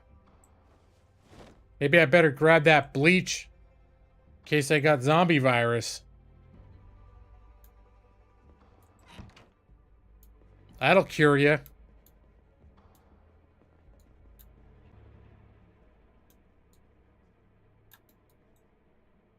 All right, is there even anything good? Mushroom soup? That's good. Whatever's in this house is not going to be good enough to make up for the fact that I may have just ended my life.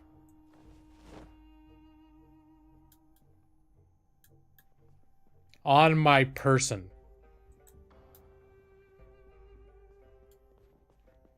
Sometimes I struggle to find words. And then I'll find words that technically work, but aren't the way normal people talk.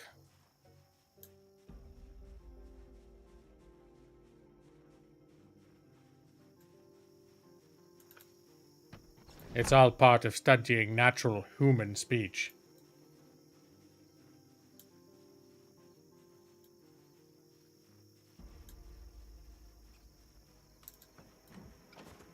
Movie about an author who was a kid named and abused, and the whole town calls her crazy. Every time she runs, they do it worse to her. All right, so it's I guess that's all by itself. The whole premise is probably really disturbing to some people. I don't recall, yeah, if I was ever aware of why it was considered so offensive. But now that you're describing the synopsis, it doesn't ring a bell. I know I haven't seen it.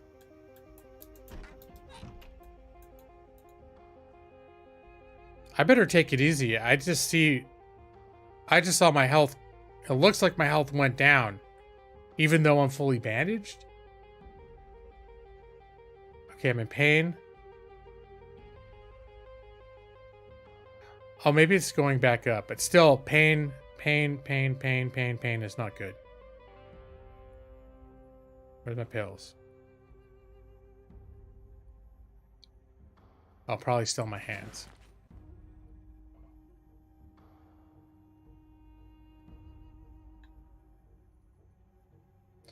Laceration, I believe, is 20, maybe 25. I can't remember. I know I saw a breakdown somewhere. And in my head categorized it in ranges, although I don't think it was ranges. But it was sort of like, this is around here and that one's around there. Bites, 10 to 15 in my head. Maybe it was 10, maybe it was 15. I think it was 10. Lacerations, 20 or 25. It was one or the other. I can't remember which it was. In my brain, so my brain goes 20 or 25. Bites, 100% chance. If it says bitten, you're done. It's just a question of when. All right, I'm going to try some more painkillers. I need to take it easy, though.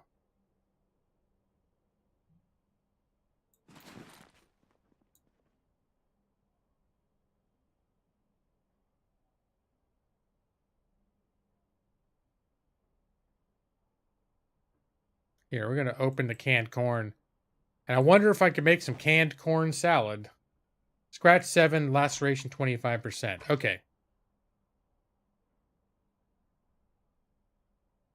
I remember lacerations being something to worry about, and scratches not so much. But both are enough that you don't want to be routinely... Lacerations, you don't want to get... They're bad.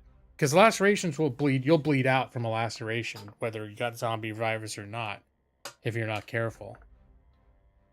Scratches, it's not like you just don't need to worry about them, because if you routinely get them, your game will end. Dirty bandage. Okay, so that means I'm bleeding pretty good. Remove bandage. All right, we're bleeding. Let's put the sterilized bandage. Still actively bleeding.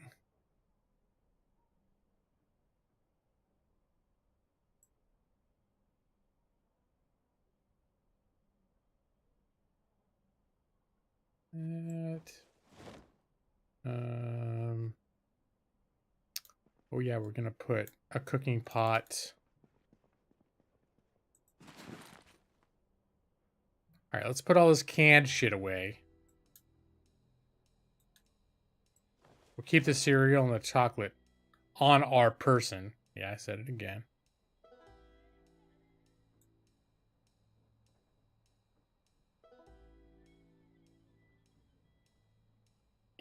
Nah, I don't know how they lacerate. I mean, I think it's maybe just an extension of like a scratch, but it's just a deeper scratch. Probably the same mechanisms are at play. All right, let's get... Oh, there's the maple syrup. Yeah, let's drink the shit out of that.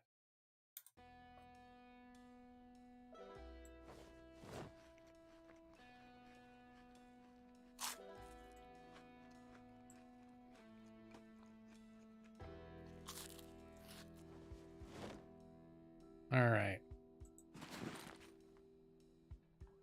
And I did open the corn with the idea of seeing if I could use my bowl to make corn salad, of course.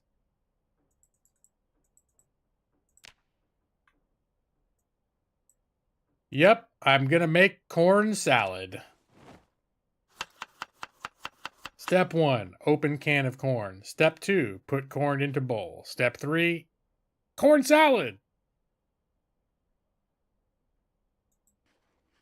There, this should satiate me. And maybe, I think nutrition level maybe helps fight infection. Okay, now I'm hurting. The thing that's really the really worrying sign, the pain's not great. But the really worrying sign is if you start getting hot. If you look and you start getting hot, you might be in trouble.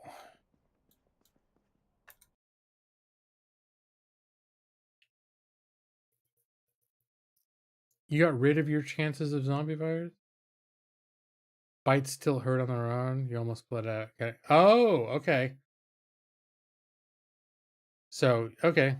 Yeah, so I've survived bites. The wound itself.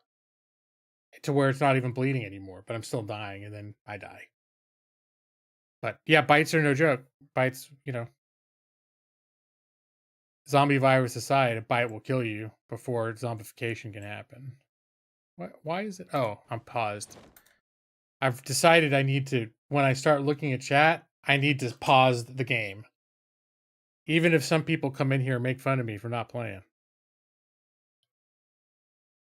Apply cold beans directly to the wound. Oh, zombie shivs. Yeah, that would make sense. That checks out. All right, let's get back over here. I'm carrying a lot of shit. Okay, pots, orange soda, put in the fridge with all the messed up food. There's a bathroom down here. Then the stuff that I'm collecting. I'm gonna grab these. Painkillers I can leave there. I've still got. This is the sort of thing I was talking about. The level of focus you need to play this game that I'm not good at maintaining during streaming. Just figuring out, like, I've walked in here, I've got a shit ton of stuff in my inventory. I need to figure out where to put it in such a way that I can get to it later. Like, I'll sort of have an idea of where I'm going to find certain types of things. I think I just heard a zombie snort outside.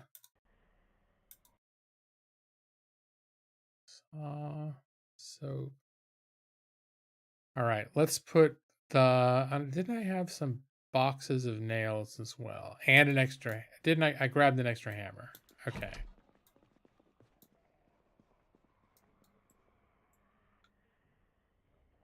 Boxes of nails. Hammers 2. I need to find another crowbar. I'm gonna grab one of these hammers. Back.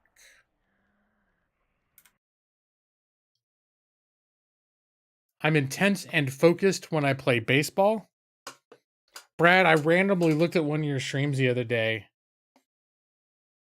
and you ended by playing baseball, and you looked like one of the most angry, unhappy persons playing baseball that I'd ever seen. It was not a strong advocate. I can't think words right now. I've run out. I used too many during the day. Then I come in the stream, I use some more. Now I'm out of words. Whatever it is your stream was, it was not an advertisement for making me want to play baseball. It looked exactly as terrible as I remembered that one time that I rage quit. Okay. Duct tape can go in there. Garbage bag can go in there. Hairspray can go back in the bathroom.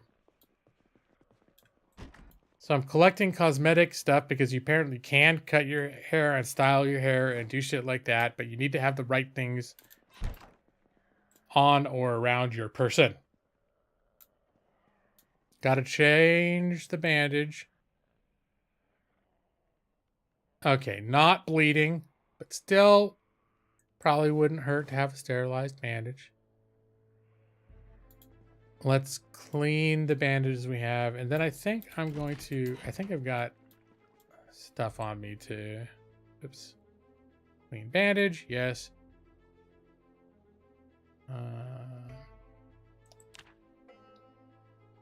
Carpentry health, sterilized bandage. Or disinfect bandage, rather, yeah. All right, there we go. Okay, pause.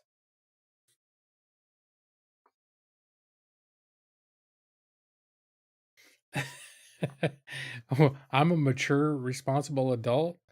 Don't you remember those 3 months where I put "not baseball" in the title of every stream? You don't think that's maybe that's an adult version of a temper tantrum playing out with the focus of someone of an advanced age and sophistication.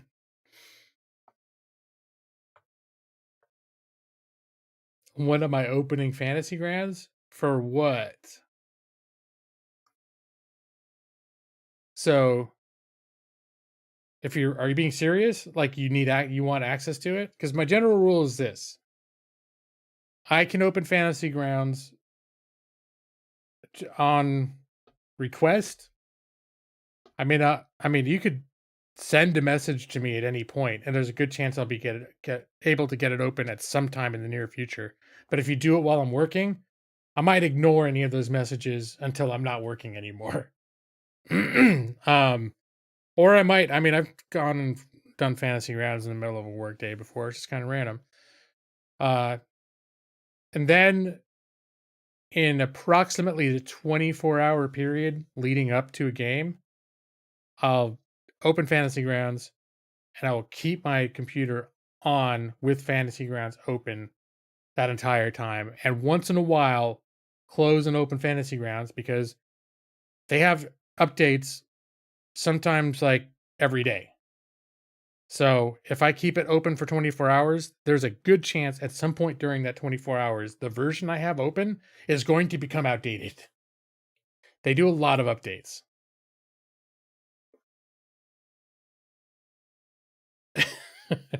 It was properly setting expectations. Well, Brad, I appreciate that you have that much respect for the way that my rage my rage quit unfolded. I just like look at your stream and think, oh, here's a guy that loves this game. And yeah, it looked like the sky was falling in Bradtown.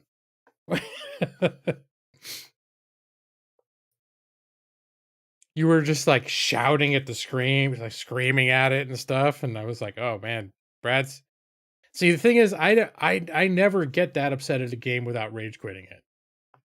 So that's the only reason you don't see me get to that point in any game is because by hours before I get to that point, I'm playing something else. I don't have that dedication to stick around with a game long enough to get that mad at it.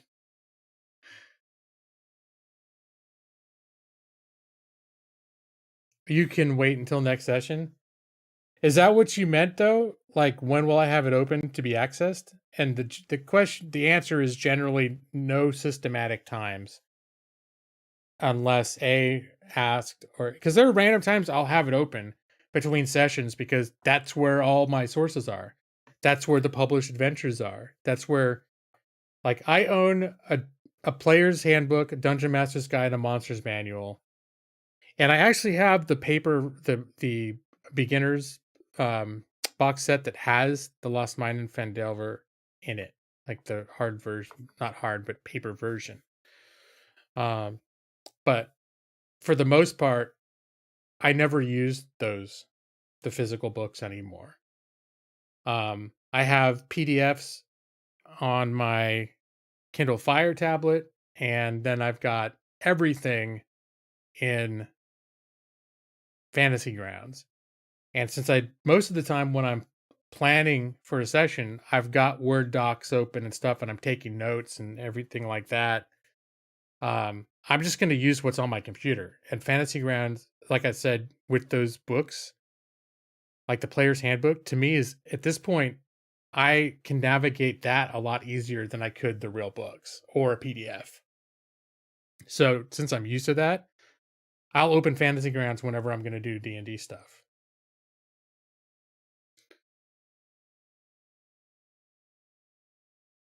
Super Mega Baseball 2. The last version was Peak. Would you? I've seen Brad seem to really enjoy 3. You saying, I don't think I've ever seen Brad play Super Mega Baseball 2. Not that he ever did, but I don't think I ever saw by comparison. Was there a happier prior age during which Brad played Super Mega Baseball 2 and it was the pinnacle of baseball fun?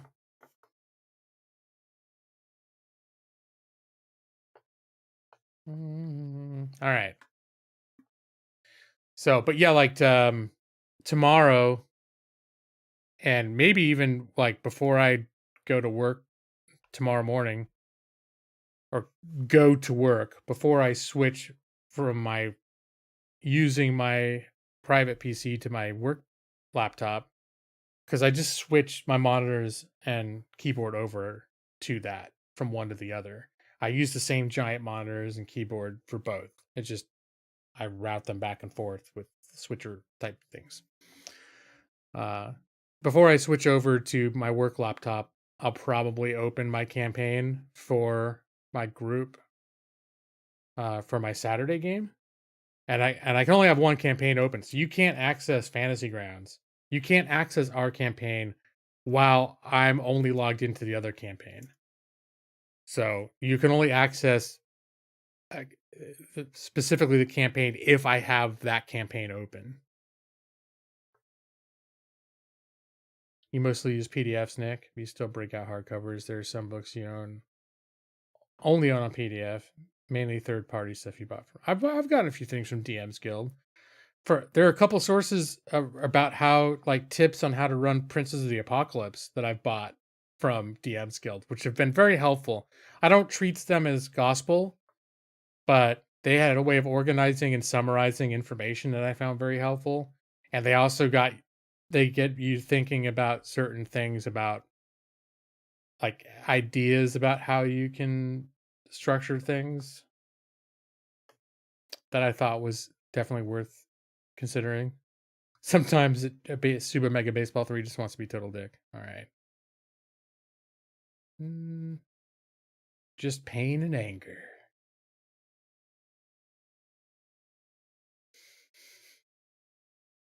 Yeah, Nick, I think you were the one. It was talking to you that was the first thing that made me think about wanting to get a tablet so that I could put D&D stuff on there.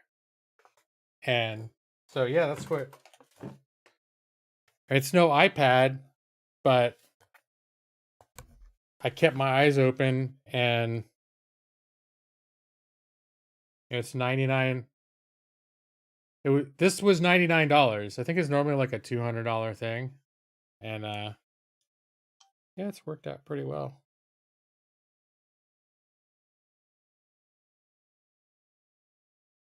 Let me see, and I've got quite a few PDFs in here.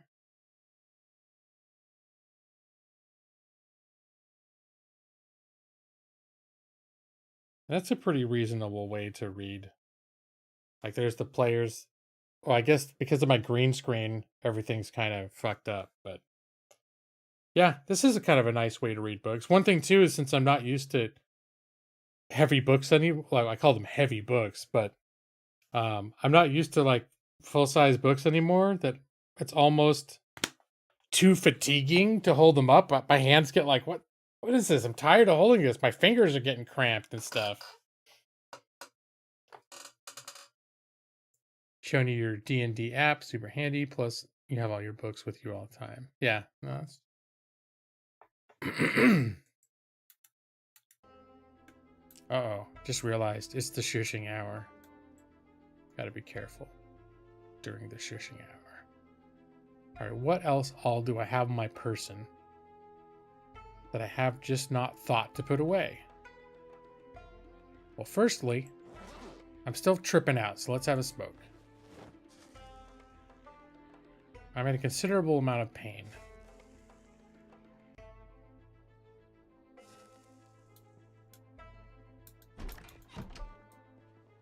Is there a bookshelf in here?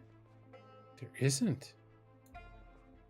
That's weird. This is the first house that I've set up base in that didn't have like a full-size bookshelf somewhere downstairs. All right. I think I'm going to just chill a little bit and Oh, look at the buckets and pots. Okay, that's taking up space.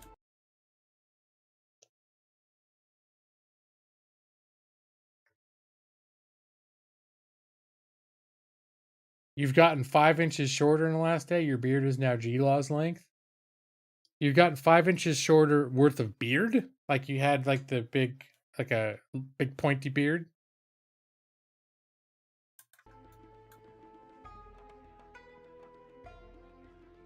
I frequently wanted to grow my beard longer, but I don't have the patience for it. It just ends up getting this real like ragged look that I don't like first. And it's possible that I just can't grow a thick enough beard that if I grow it out, it'll grow out into something worth having. I don't know. It took me a long time before I could grow a proper like goatee. That's what all I had for years was a goatee. I think ever since you guys have known me though, I've had some beard, even though it was just like a strip going down the sides, meeting up with this part. Okay. Things that I'm definitely doing right now include placing the pots.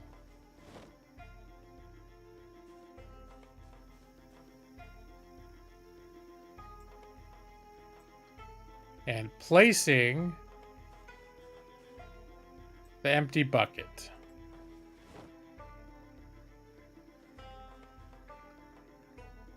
And I think I heard a zombie right outside the house here, too. I thought I did. There are some parts of the soundtrack that sound like zombies breathing, too, which fucks me up sometimes. Oh, God. Okay, yeah, there's like a horde chilling out there. Nope.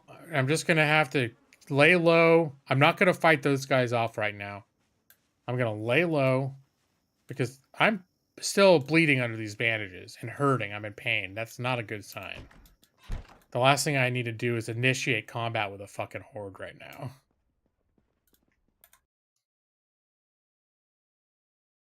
It wasn't pointy. It was wide and long and huge. Like Gimli. Oh, okay. I got you.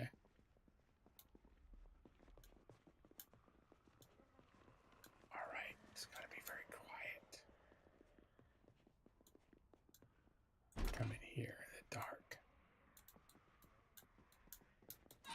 Here. Is there a bathroom in here?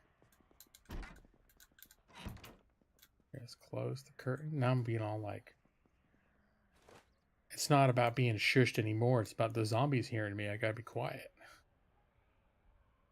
Let me see. Let's have a drink. Let's fill the water bottle. Let's wash myself. I think we're gonna rewash my belongings as well. Just try to make clean the name of the game right now for myself.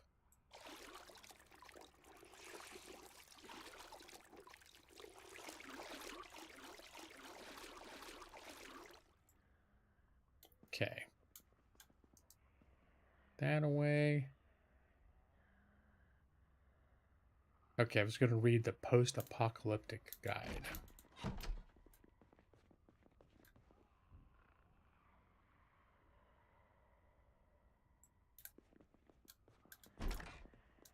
Oh. This occurs to me, it looks like there might not be any bookcases in this house at all. Nope. Whoever lived here, they hated books. Well, they actually know they have a crate full of books in here. They like books.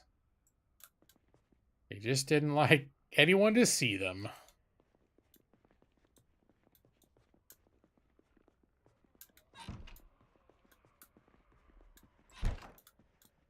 All right, gonna sit on my ass. And I'm going to read Post-Apocalyptic Nights Volume 2. I think this is just like a magazine with recipes in it.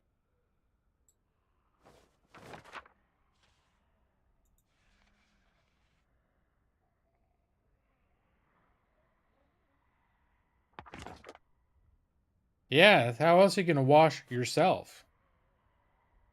Among the many things that are available for you to wash. Well, I guess since we don't have proper bookshelves, but we do have like a master supply of books in this crate, I'll just make this where books go. I was reading Foraging for Beginners. I guess I can continue watching that. Reading that, rather.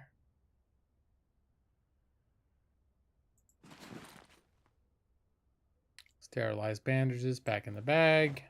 That. Lighter and the smoking pouch. Alcohol wipes in the travel pack. I'm going to look through these boxes again. There was lots of shit in here. And last time I went through everything, I wasn't going through it with the idea on my radar that I needed to replace my crowbar.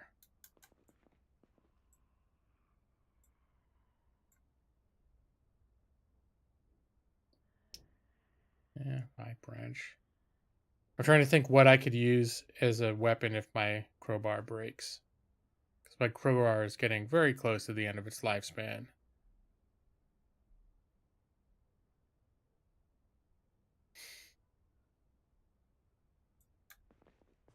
Alright. I'm gonna have a little sit. And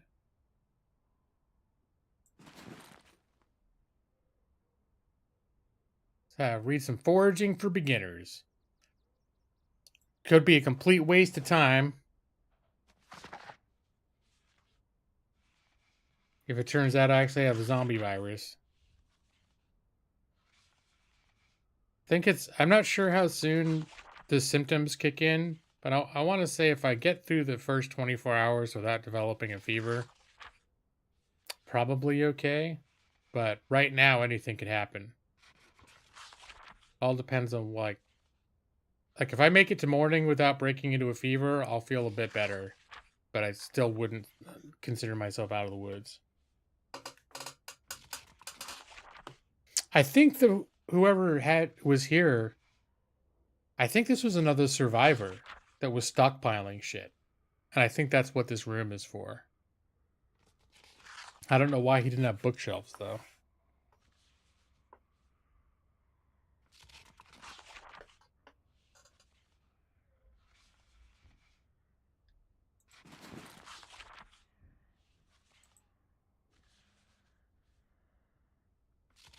I still have my pain pills? Painkillers, there they are. Minor pain. I can live with some minor pain. Alright, let's speed things up while I'm reading this. Getting a little peckish, getting a little sleepy. All good. I think I'm just gonna finish this book.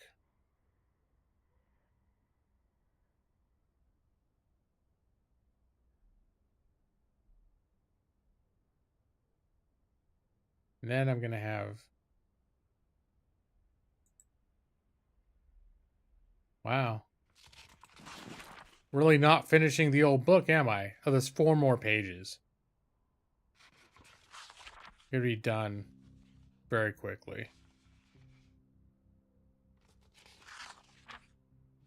And I'll take some more painkillers. And then I think I'm gonna take sleeping pills. Because that'll also help. The pain and other discomforts can prevent you from sleeping. And I don't want to be short on sleep while I'm potentially fighting off an infection. All right. Let's have painkillers. I'm gonna put that book away in the book box.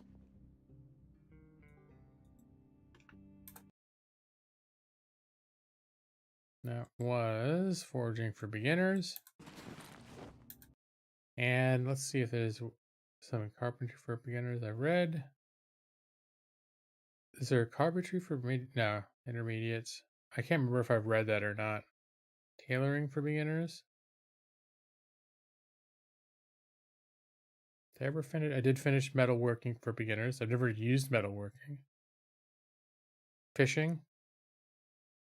Did read. First aid? Okay, first aid isn't. It's first aid is you do it so infrequently that it's almost, I've heard it's almost not worth leveling or reading the books on, because you only level first aid by doing first aid.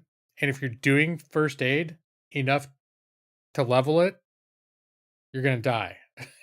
So there's an argument to be made that there's no point going out of your way to level it, but why not? I'll put that will be my current book that I made me learning.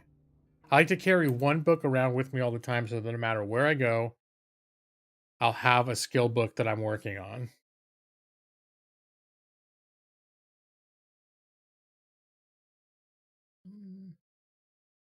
The hit within the first day, you start off hot, and then you feel uneasy. Yeah, I think that the hot is what you feel first.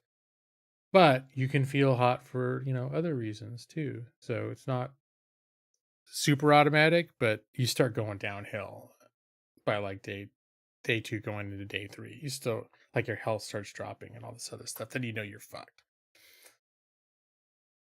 So I think I mentioned in past games when I played in years past, one of the traits, because when you start, you can choose positive traits and negative traits, and it costs points to get positive traits, and you get points or negative points for bad traits. So the more bad traits you choose, the more good traits you can buy. So the balance is trying to find the least harmful bad traits that give you the most points to be able to buy the most beneficial good traits. And I used to take hypochondriac as a bad trait. And I realized hypochondriac made me a fucking nervous wreck, because every time I got scratched, my guy would start developing symptoms of having the zombie infection because he's the fucking hypochondriac. So that was fun. But I think that since then I've later decided I'd rather like not get symptoms for things that I don't have, because not knowing if you have the zombie virus and having to write it out can be a real pain in the ass.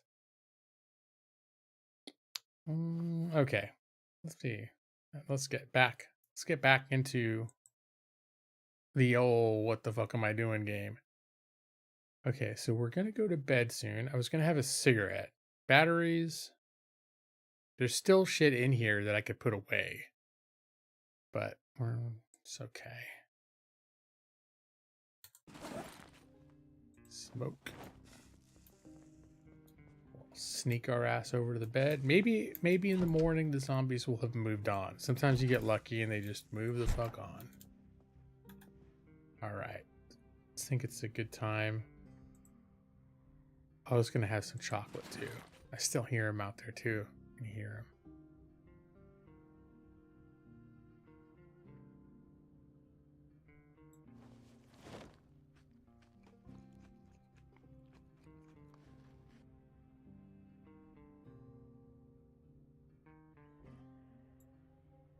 I was gonna take sleeping pills.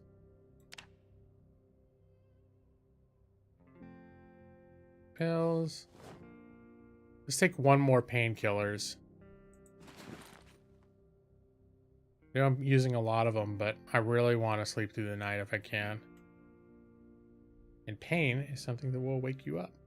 It's not good.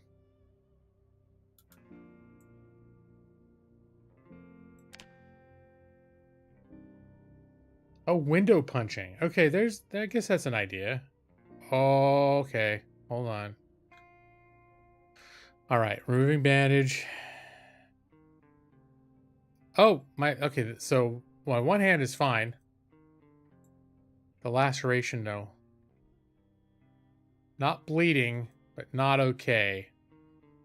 Let's put on a sterilized bandage. And so bandage, the pain isn't a problem. So like at this point, things seem to be getting better, and I'm not developing any signs of infection. zombie or otherwise. So I think I might be okay. But that was like, yesterday was a bad day in game.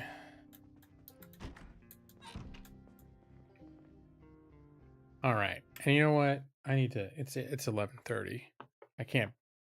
I play this game with myself every Friday, every Thursday, where I'm like, no, I need to go to sleep. I need to go to sleep, and then I stay up too late, and then I get 4 hours of sleep. And Friday is fucking miserable at work.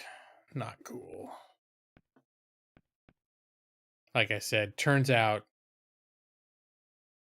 that shit didn't bug me so much in my 20s and 30s, but turns out when you're like in your late 40s and you're trying to pull that shit, not so good. At least not for me. Doesn't work out quite so nicely.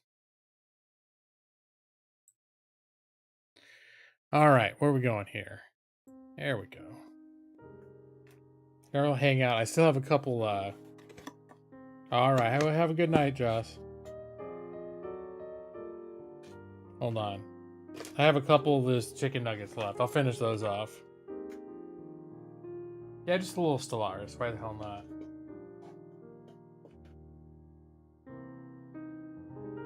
Let's see. Hold on a sec.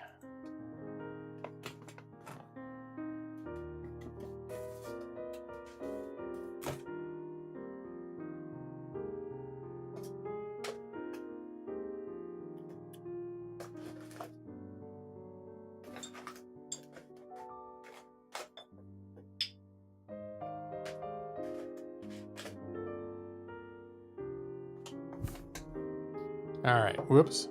Hold on.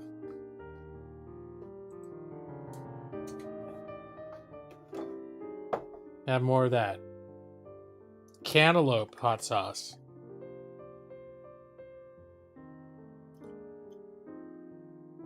I'll put some 13 scorpions. It's not that spicy.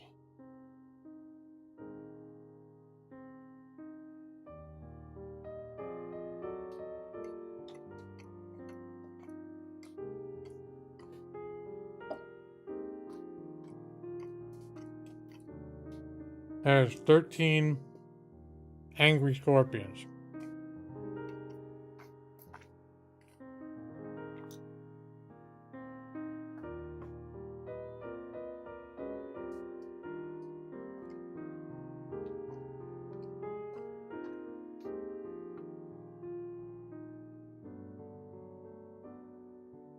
There, see, that's good. Look, that's a lot.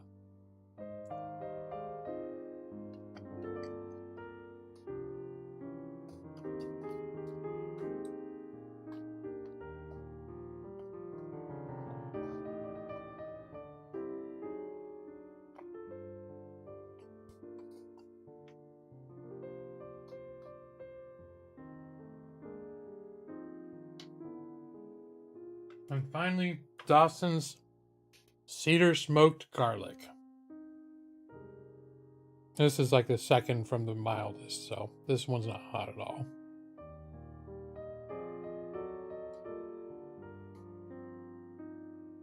It's thick.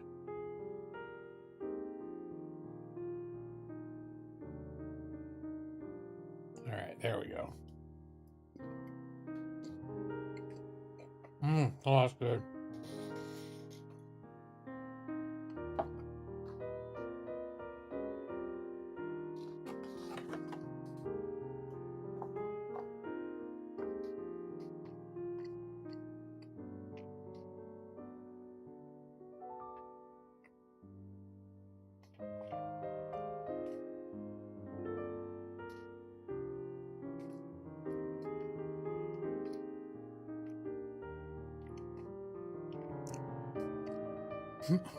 Why should I go on hot ones?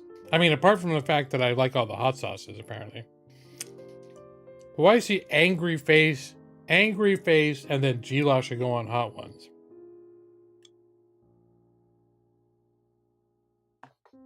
Unless that's just supposed to be like smoke coming out of your mouth. Because of spiciness.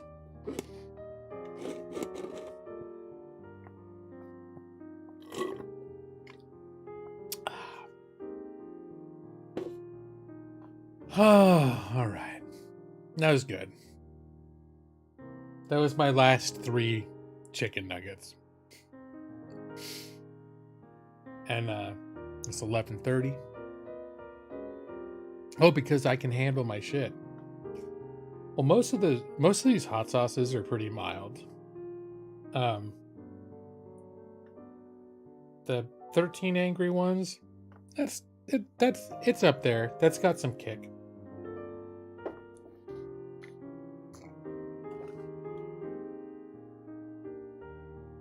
So what is it? Like Tabasco has like 2,000 to 3,000 Scoville heat units. I don't know how this stuff. I mean, that smoked garlic one I just had is supposed to have 7,000, which is supposed to be like a jalapeno. But if I eat like a raw jalapeno, that shit's hot, still hot to me. So I don't know these Scoville scales. I mean, this stuff, I had a little bit of this earlier, Apollo. It's supposed to be 2 million. It's like, what's 2 million divided by 2,000? 200? 2,000 times more potent than Tabasco sauce? I just don't think it's that much hotter. I mean, that's hot. No, don't get me wrong. The smoke coming out of my nose. Okay. I should challenge him to a fight in Temecula. Are they in Temecula? Is that where Sean lives? It never occurred to me where they've shot that, but I guess it would have to be in Southern California if they're constantly having celebrities on that show. Angry Scorpions is 109,000 Scovilles. So, it's supposed to be 50 times hotter than Tabasco sauce. 10 to 15 times hotter than a jalapeno pepper. But this, I could just eat like barbecue sauce. Like, I'd be like dumping that shit on there. And it like it kicks up some heat. If I try to do that with this one, the last dab though, this shit will mess me up. Like, that's where I'll start hiccuping, and just like with just little amounts.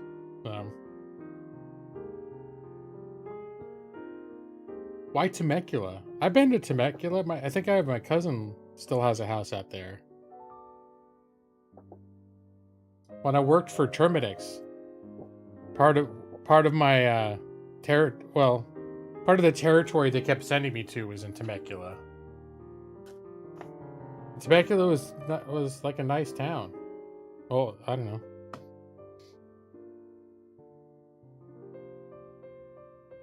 But it does seem like the kind of place where, like, that's also the kind of place where maybe there's some shit kicking going on too. I don't know.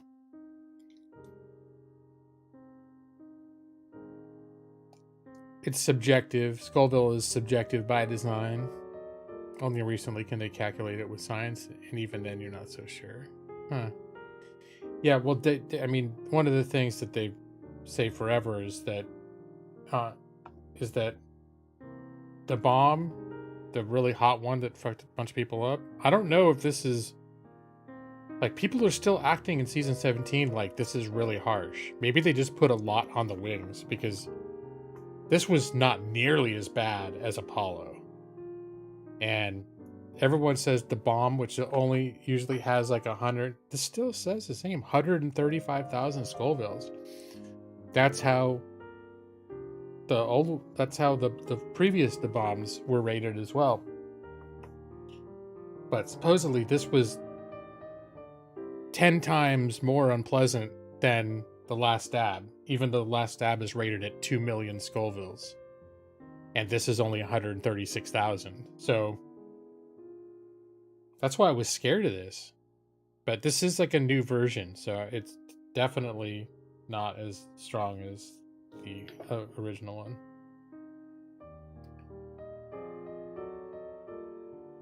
Yeah, I haven't tried the Beyond Insanity. This one actually is not that bad. it wasn't that hot, and it didn't taste that bad, but their whole claim to fame, they're calling it the bomb evolution, is that it's made with different stuff, and it's made with the aim of presenting something that'll be hot but will also be tasty, which was never the bomb's objective historically. To be tasty or to be enjoyed.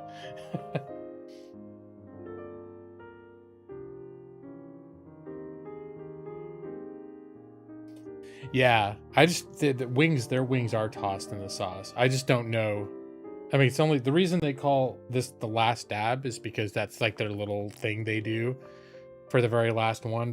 The it's already tossed in it, but then the tradition is like, okay, we're gonna put just a little bit extra, and then depending on how much extra, it's like more badass.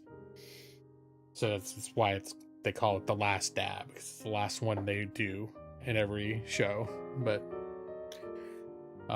yeah, all the other ones, people are not adding the sauce to it.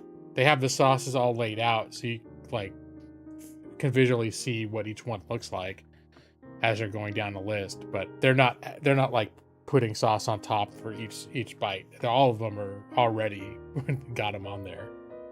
So they definitely could be that they're still like caking this stuff on thick, possibly. I don't know how thick they cake it on. But I know for me, like with this Apollo, like if it's something the size of like a pea and much larger than that, not very much larger at all, will screw me up. And the size of a pea is about the point where it's like that I might hiccup from it. And so I could imagine it not taking very much at all.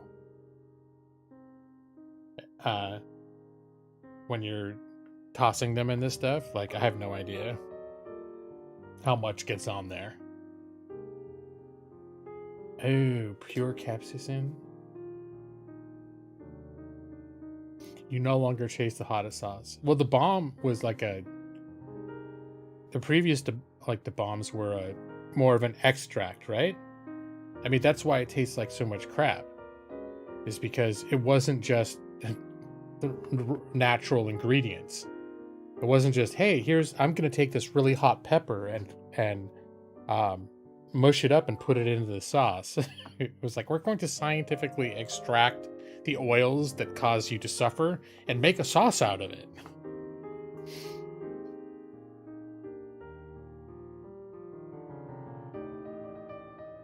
Oh dang, okay.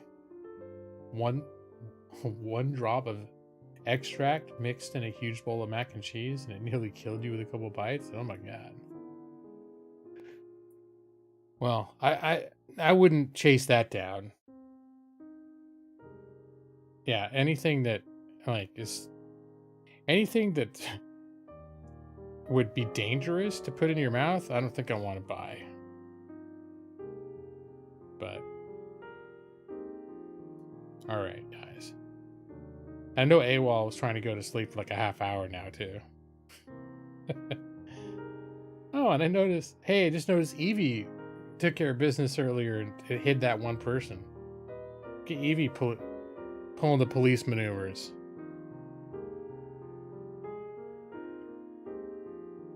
You've gotten hot sauce on your dick from peeing? I can see that happening. That happened to me for the first time. Maybe it's probably happened before, but we were watching movies last weekend and I'd been using hot sauces and we're sitting there like later and I was like just going like, I just went like this or something, and like the whole side of my eye, the corner of my eye just like was on fire, and I was like, oh my god, I must have been touching the bottle, just from like touching the bottle on the god of my eye.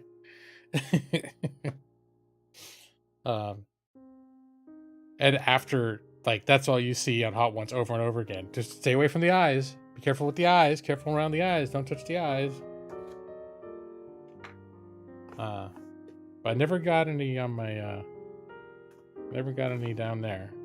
So, I can't I can only imagine based on how much it hurt when I just got some right here on the corner. Keep it away from orifices. It's a wise advice. All right, guys. It's time. I'm gonna kill the stream. And thank you all for being here. As always, every Thursday night, I'm here, and so are you. It's a proud tradition. It's a steadfast tradition. And none of us ever misses a single Thursday night.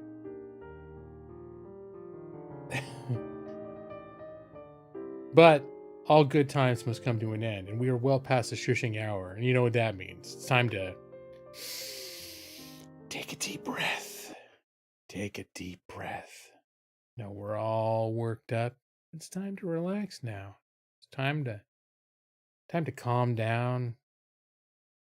You get those eyes getting heavy a little bit. Maybe it's time for a little nap, right, Brad? Prime time napping time in China right now. Good night. Good night, Keith. Night, AWOL. Night, Nick. Night, Brad. Night, EV23. What else? Skull Spanks, you there? Is there? Did I miss anybody? Doesn't matter. Because I'm gonna all sing you a little something to help you sleep now. Go to sleep and good night. Your eyes are getting so heavy. Go to sleep now. AWOL, Nixie, Animal Lawyer 7088, Brad Pritchard, Josadai. Go to sleep. Did I say AWOL at EV23? I'll be waiting for you in your dreams.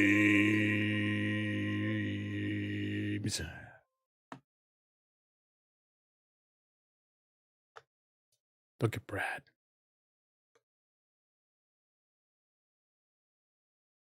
Look at little Tucker. He's all tuckered out. Little Tyke's all tuckered out. Sleep gently, my friends.